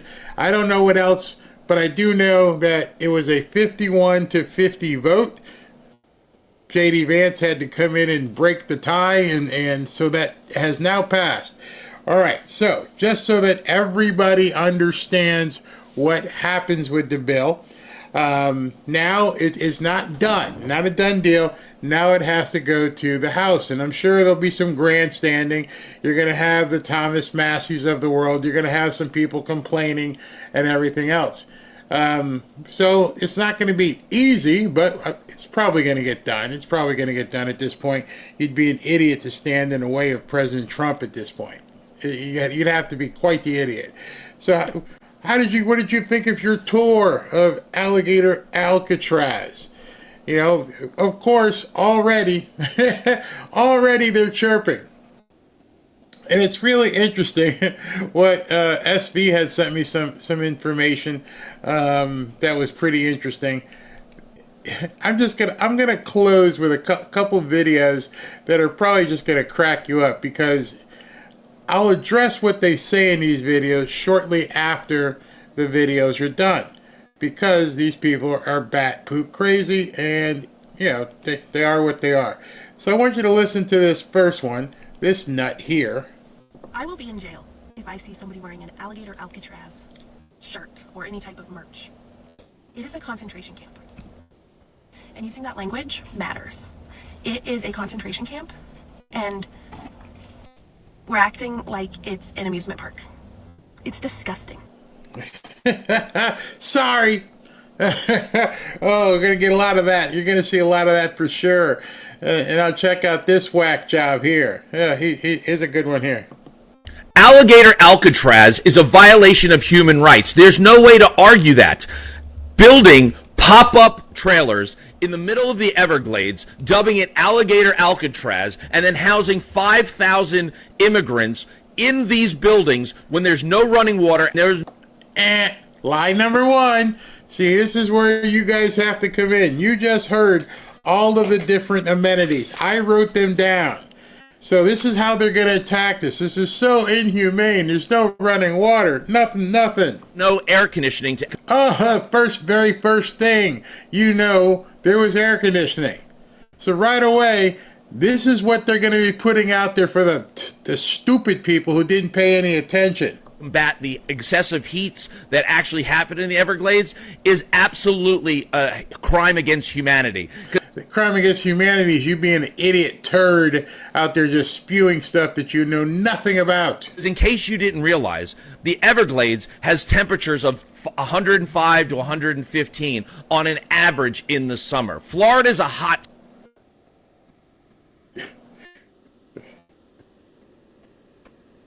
Do you think that heat is only in the Everglades? Do you think if it's 105 or 110 feels like, which it isn't, you think that's just in the Everglades? Or perhaps is it, South Florida in the summertime? Again, the easiest way to retort these people is to tell them, we all live here, bro. we all live here. Don't know what you're talking about. You're a nut. State. The reality of it is this. Locking up immigrants without due... You left off the qualifier. They're not immigrants. There's so many things you could rebut these people. In the span of like 50 seconds, you just keep rebutting them. They're not immigrants.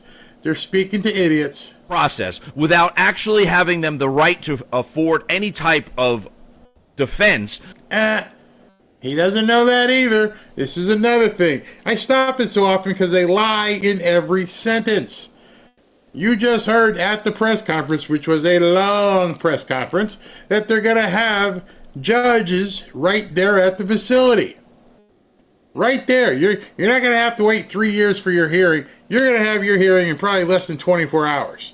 You're going to go from the plane to your bed or your bunk to the court in about 24 hours. And then from there, depending on what happens, you'll be on your way. See, that's the other thing that people aren't talking about. Let this sink in for a second. This isn't a prison. This isn't a concentration camp. It's not even a jail. It's a way station. You are checking in, and within 48 hours, 72 hours at the most, you're gone. You're not moving in. You're not serving a sentence. You get there, they check who you are, you get in front of a judge if it's necessary, and then you're gone. Nobody on the left is even talking about that.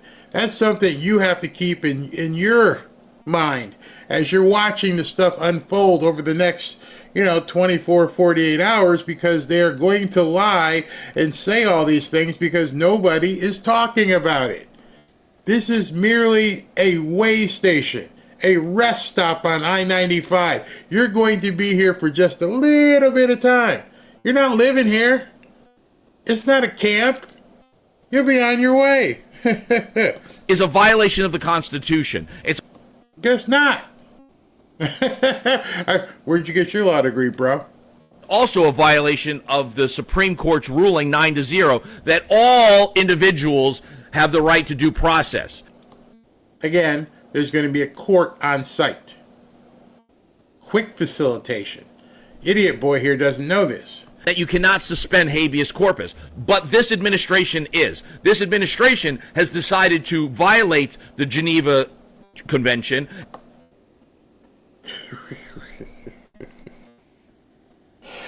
Who wants to tell him? Seriously, this is the stuff that you're going to see. Your neighbors, your friends, your coworkers, blah blah blah blah blah, have no effing idea what the hell they're talking about. None. Has decided to violate human rights and is deciding to put 5,000 immigrants. No, they're not immigrants. Again, buddy, the media has done such a great job omitting the qualifying word. What they really are. In pop-up cages out in the Everglades thinks it's justice. It's not justice. It's inhumane. It's human trafficking, and it is a travesty to think that we have this type of behavior on U.S. soil. Guess what? We have allegations in other detention centers across the country that ICE agents are denying people the right to take a shower for 10 to 15 days. What's going to happen when they're in the middle of the swamp? Allegations. That's what you just said, right? Allegations, meaning you have no proof. There's no running water. No running water? Yeah. The supplies have to be trucked in that have no air conditioning. Wait. All of the supplies have to be trucked in. Do you make your own food? Because pretty much everything else that you eat, I'm pretty sure I see Publix trucks running up and down the highway bringing food to the grocery stores. You don't go to the grocery store, and even in the store, there's nobody assembling food except in the prepared foods. What are you talking about? You're trying to regurgitate talking points. They have to truck food in. You mean like they do to hospitals and schools and your house? And can fly away when a hurricane finally hits. And all... I don't know how he packed so much disinformation in a little 2-minute video. Oh, it's gonna fly away. It's Dorothy. Oh my God, we're just gonna leave the newcomers in there and let them go on a different kind of deportation. Yeah, that's it. To think that we're using our FEMA money to actually fund this instead of using that FEMA money to, I don't know, aid in the disasters that have happened across the country. If you're upset and outraged by this, then you need to share this. Leave a comment of disgust, because silence is complicity. Unity and strength. Numbers are what's going to help change this.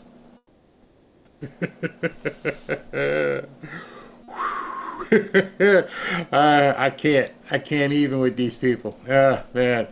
That's just going to be the least of it.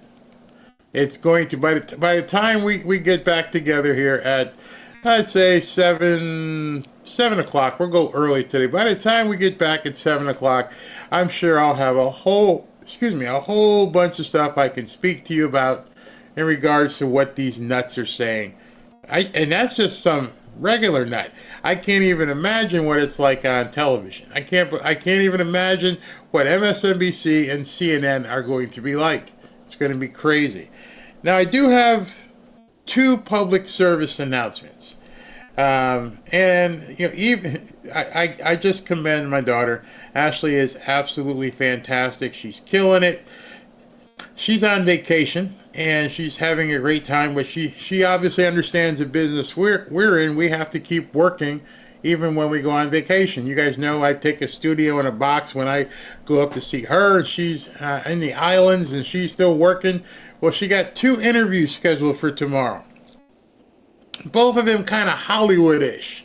We have Kevin Sorbo tomorrow night. If you guys aren't familiar with Kevin Sorbo, he played Superman. He's been a huge Trump supporter, has been ostracized from Hollywood, and now he's got his own studio doing, Christianish, patriotic movies. So we got Kevin Sorbo tomorrow night. Tomorrow afternoon, we got Lee Greenwood coming on. Lee Greenwood, proud to be an American, will be here tomorrow afternoon. We'll be talking to him, so make sure you're here. I'm going to probably go live at 1 o'clock, but Lee Greenwood will be live here on Fanfare. I'm so psyched to talk to him, and I've already had the questions in my mind what I'm going to ask Lee Greenwood, and because Ashley has been talking to his people for a while to try and get the dates, is where'd the song come from? Did you know that this was going to be this way? When did President Trump contact you? And what did he say? And how has it changed your career and stuff? Because the song must be... I just got so many questions right off the top of my head. Haven't even written them all down. Can't wait to talk to Lee Greenwood tomorrow. I think that is going to be absolutely fantastic. I'm excited. So I've got... somebody says I work with Kevin Sorbo. Great guy. We got two great guests tomorrow. So she's killing it. She's continuing to killing it, and I'm so stoked for the job that she's doing. And there's more coming. I might as well tell you now. We got Michael Flynn on the day after today's Tuesday. Wednesday we have Michael Flynn. She's doing so much. We're getting so many people in here. Let me just make sure I have the right date for Michael Flynn, General Michael Flynn. Let's see, Lee Greenwood's tomorrow, Kevin Sorbo's tomorrow. He played Hercules, that's what he did. Let's see, General Flynn is here Thursday with a pre-record because I got to talk to him on General time. Got to get up early and talk to General Flynn. So we got some serious interviews to bring you guys, some really good stuff. I'm excited. Before we close, I just want to go over some of the things and give you the information so you could write it down yourself in terms of regards of what Alligator Alcatraz is as you begin hearing the BS. It is built to withstand winds up to a Cat 2 hurricane. A Cat 2 hurricane is 120 miles an hour. So it's sturdy. It's not going to make you fly away like Dorothy.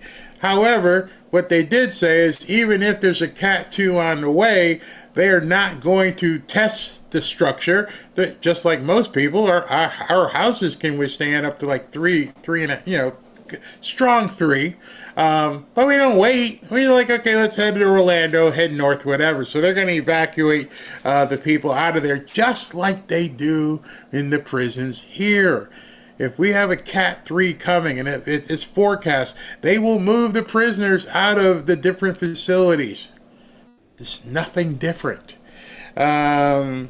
He said they had redundant power with backup generators. I can't imagine, because if something happens in the Everglades, there's no wires. So everything they have there is just based upon generative power. Let's see. They've got fire. They've got EMS on site, EMS and fire, and a medical staff in addition to the emergency staff. They're giving them 3 meals per day, so you're gonna be fed. I mean, it's not a commissary or so you might not, if you're used to snacking, you ain't getting any snacks unless you get an apple or something off of breakfast or lunch. So you get 3 meals, 3 hots and a cot. It's 158,000 square feet, and it is expandable. So, Perry, you've hit the big time. No, not big time, but she's just doing a great job. I mean, she never had any production background. She was a teacher, and she came to work with me, and I said, you want to try this? And she loves it, and she's doing very, very well. And most importantly, probably the biggest skill that she has is she's not afraid to pick up the phone. She's not afraid to contact anybody, and I just love that she's doing that. All right, so let me do super chat so we can get out of here, and hopefully let's see if hopefully the House picks up consideration of the bill right away, that there's no delay, and if they do, I will begin covering that as well. If between now and 7 o'clock the House picks up consideration and they start doing what they need to do, I'll hit the feed on, and I'll start a feed with just that, and then 7 o'clock I'll come on. All right, so let me look at super chats here. And then I didn't know we were going to end up doing a 4-hour broadcast today, but President Trump was in his element. You could see he was relaxed. He was happy. Didn't seem to have any concern about the stuff that got taken out of the bill. He didn't seem to have any concern about the parliamentarian. I think as far as he's concerned, he got it done, and then he'll worry about it the rest afterwards. All right, so I did want to say one thing. SV texted me yesterday, and I meant to talk about it yesterday, and I didn't have a chance. Where is this? This is kind of important. 1 second here. Wait. Okay. One of the people here in the Fanfare family was a viewer named G. Puckett. G-P-U-C-K-I-T. G. Puckett. He lost his mother 2 days ago, and he said she loved the show. She was a huge fan, and a shout out would mean a lot. So G. Puckett, so sorry for your loss. Praying for you, praying for your family. I did not forget. It was in here. It got in here late, and I wasn't able to put it in, but just wanted to let everybody know, if you see somebody with the handle G. Puckett, they just lost their mom. And, give them a prayer and a shout out, let you know you give them your condolences. All right, let's get into the super chats. Barry, would you do a segment about RMDs, required minimum distributions? The government forces seniors to withdraw part of their savings each year so the government can tax it. Not only will I do a segment, I will dig in and find out whether or not that's in the big, beautiful bill. We need to find out about that. Thank you, Beverly. Let me actually write that down real quick. Required minimum distributions. Hold on. Just want to write that so I didn't forget it. Oz, thank you. Alligator Alcatraz. Oh, about time. Love the idea. If they need more alligators, we plenty have here in Australia. Don't you guys have crocs there? I didn't know you had gators. Adam says, show the death roll. Okay, I'll take a picture tonight. Show an alligator death roll. Beverly, what keeps the alligators out of the tents? That is a fantastic question. And the answer is nothing. I don't mean that to be facetious, but what keeps the alligators out of the tents is the perimeter security. They need to make sure if they see these things somehow got under, burrowed, climbed over, if they see something just kind of walking over to take a look. If just by chance you're like, yeah, what's that? And you see one walking by, then you got to take some action. And I'm sure part of the staff there is, alligator extraction team. They have to have it there. I'm pretty sure there's a code on the radio. Somebody want to get Wally out of here because we got a Wally. Because nothing. If there is a break in the fence line, if they can find a way to burrow under, whatever. If they can get in, they'll get in. So what's going to keep them away? Not a damn thing, except for man and an alligator hunter per se. Great question. Rose, Barry, I lived here all my life. I used to stay in the Everglades a long time ago. I lived in Naples. I know about alligators too. Yep. Yep, very well. Macon, thank you. Stephen Bankowski, I worked in Florida in the 90s. One night returning from a nightclub, 6 of us got out the van to go pee, and one of us got bit by an alligator and lost half of his right foot. Oh my gosh. That's all it takes. There's a road that goes from the east coast of Florida over to the west coast. It's called Alligator Alley. And Alligator Alley is probably take you an hour and a half to go through it. It's basically from Lauderdale all the way over to like the Naples area. And there's signs everywhere. Don't get out your car. Especially at night. At least in the day, you can see it. Don't get out your car at night. And it tells you got 40 miles to the next gas station. So make sure you got gas. But even if you do run out of gas, don't get out of your car. And so what Stephen is saying here, he's absolutely correct. People, it happens. And it doesn't even have to be on Alligator Alley. If you're in the wrong place and I got to pee, and you think you're just going to pull over and just run over there in the bushes in the dark, don't do it. Don't do it. Pee in your pants. Do not go running off into some area in the dark. That'd be the last thing you want because there's things in there that are probably looking at you. Oh, yeah. Scary. Oz, President Trump celebrates the grand opening of Alligator Alcatraz. I love the heading. Talk to me about my title page. Southern Ninja. Barry, can you please play Crocodile Rock on the after party? I wouldn't be able to do it on here, but tonight, yeah. Good. Crocodile Rock. Wow, when's the last time I've heard that song? That's funny. That's funny. Let's see here. Mary says Lear's not taking anything under $1,000, or when you call in, they're not taking any orders under $1,000. I will check that, and actually I'll screenshot what you're saying here so I can verify and actually make sure that is exactly what they're doing. All right, so let me continue. Barry, can you do a segment on what really happened between Elon and President Trump? I don't know. There's no segment to have. I don't know. None of us really knows what happened. So, nothing really to talk about.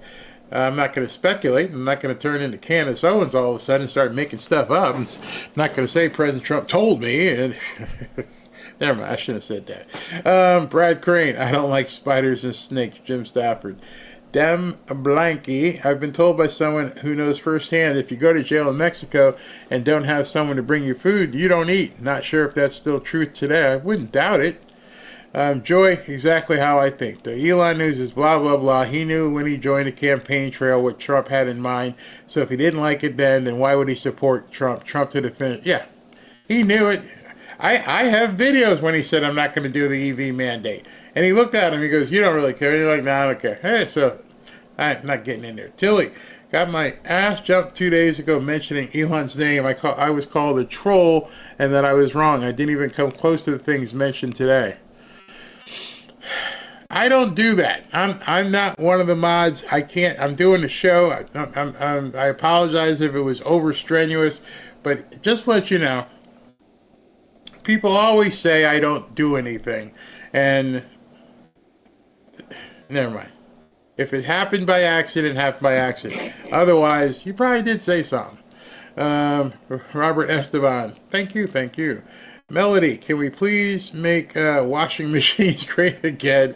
No water-saving washing machines. They suck. I hear you. Robin always talks about that. CR says they are getting due process. They can't cry, but they will. Of course they will. FM, thank you very, very, very much. It is way more humane than the conditions that the trafficked children are forced to endure. Good point. Media will never say what you just said right there. Never say it. Wow, that's a great point. Despinas Andrelis, I don't think you should move your studio to a different building as you're going to miss having Robin near and ease comfort. Oh, what? Okay, hold on. When I say move the studio, I'm talking about like a couple blocks. In fact, we're looking at buying a new house, and I'm not getting a studio until I'm sure where we're going to be living, because I ain't like that. Because last night, as you guys saw, some of us were up to like 3 or 4 in the morning, and I'm not going to be sitting in some office down the road. I want to be home for that. But thank you. George Rivera, I was watching Rav, Real American's Voices, early morning. It's not usually a fanfare thing. When it hit me that Barry's probably on. Yep, I was on. Eric says, Barry, you have the best show for one reason, you're genuine. Oh, thank you very much. Bazul, Trump inspecting with his general contractor hat on, right down to the fasteners. Ashley, I work in California prisons, and we give the prisoners everything. I'm talking TV, tablets, radios, college degrees, vocational training. Prison is summer camp, and my custody staff keeps getting crapped on. That's what libs will do to you. George, again, sounds like Trump is bringing back a version of the Bracero program, but it made it too much sense back then, and the Dems killed it. I'd have to look that up. Trisha, yes, the raw feed is awesome. Thank you very much for that. I mean, there's all kinds of stuff that they offer that I can pull in, but most of the stuff is probably, international in nature, so I don't do that. Kent, I hope they don't let the Democrats strip the BBB down before it goes back to the House. Well, that's the only problem I'm having. We don't know what amendments have been put in, what has been taken out. I wish I could find some sort of, cheat sheet of what's in it right now. Maybe Grok will have it. Melody, America never forget we have a deep state in both parties. We must not forget America's enemies, Karl Rove and Bush, who supported. Naomi McCormick, I'm in a summer movie festival with a 5-year-old grandson. I keep coming here to check the BBB. You are Sonic 3. I read it past. Yep, we try to keep everything up and going. SV and the mods and Roaring Rage, they all do a great job, so I appreciate them so much. Neo Charm, the Senate's Republican chair, has ruled that the Senate Budget Committee Chairman Lindsey Graham has the sole authority to decide if the Big Beautiful Act violates the 1974 Congressional Budget Act, which I guess is moot at this point because it has passed. Wow, congratulations, job well done. Go, Mr. Trump. Yes, indeed. Cecilia, this is how it's done. Trust the process. Voted for this big, beautiful bill. Trump. Lele, thank you. Sandy M, can you clip Senator Kennedy's duh amendment? It was hysterical. Don't remember what time it was on. Okay, I'm going to have to go back till tomorrow. Yesterday, early in the morning, rather. Francis Johnson, nothing surprises, God pray and wait, Isaiah 30. Very well. Nancy Treasure, dear Barry, Ashley, Robin, all the mods respect your work to bring the news to us. Thank you. Thank you, Claire Butterfield. Thank you very much. Party Dog, the fake news will make this 5-star luxury hotel vacation and getaway in the tropics complete with wildlife, fishing, and gator tails and shrimp fried rice as a low-level medieval dungeon. Oh, they will. I can't wait. I'm telling you, I'm actually looking forward to the content for tonight's show. I can't wait to clip it. Can't wait to clip it all. Buddy Sanders, this place is 100 times better than where I stayed overseas in my years in the Marines. And the homeless, where they stay right now. Linda Clayton, thank you. And Linda Clayton again, Alligator Alcatraz t-shirt available. And wow, that was quick. Already on Etsy. That's amazingly quick.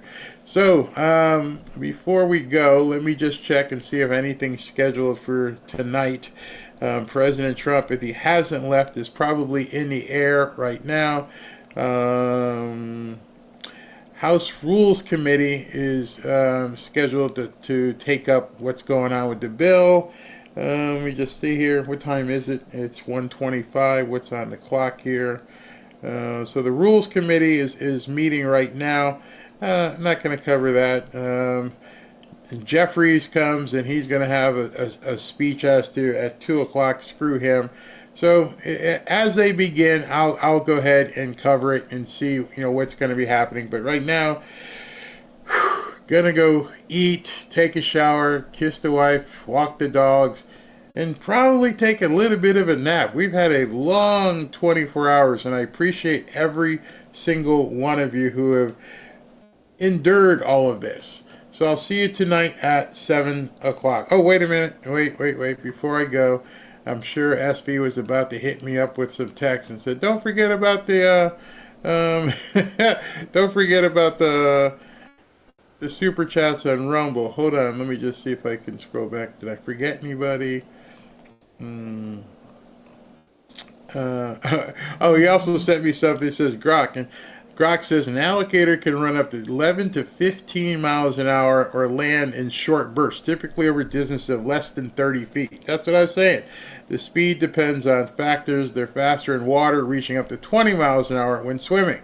But they can move on land. So President Trump, as he was saying, you need to shuck and jive. Let me see. SB just sent me a message. Grits Girl Trisha, Barry, should show the video I shared to the X group of them moving that huge alligator with a forklift. I actually posted that yesterday. Hey, here, people want to see that? Let me see if I can find that. I think I posted it on my profile. I called it the NFL draft. I called it the first draft pick in the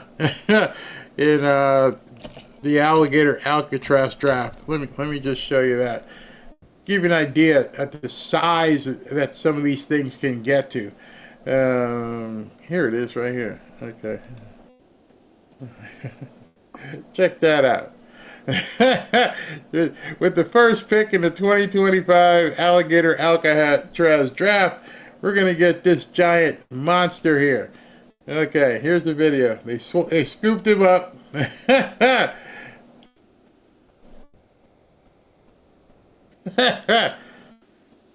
That's one big alligator.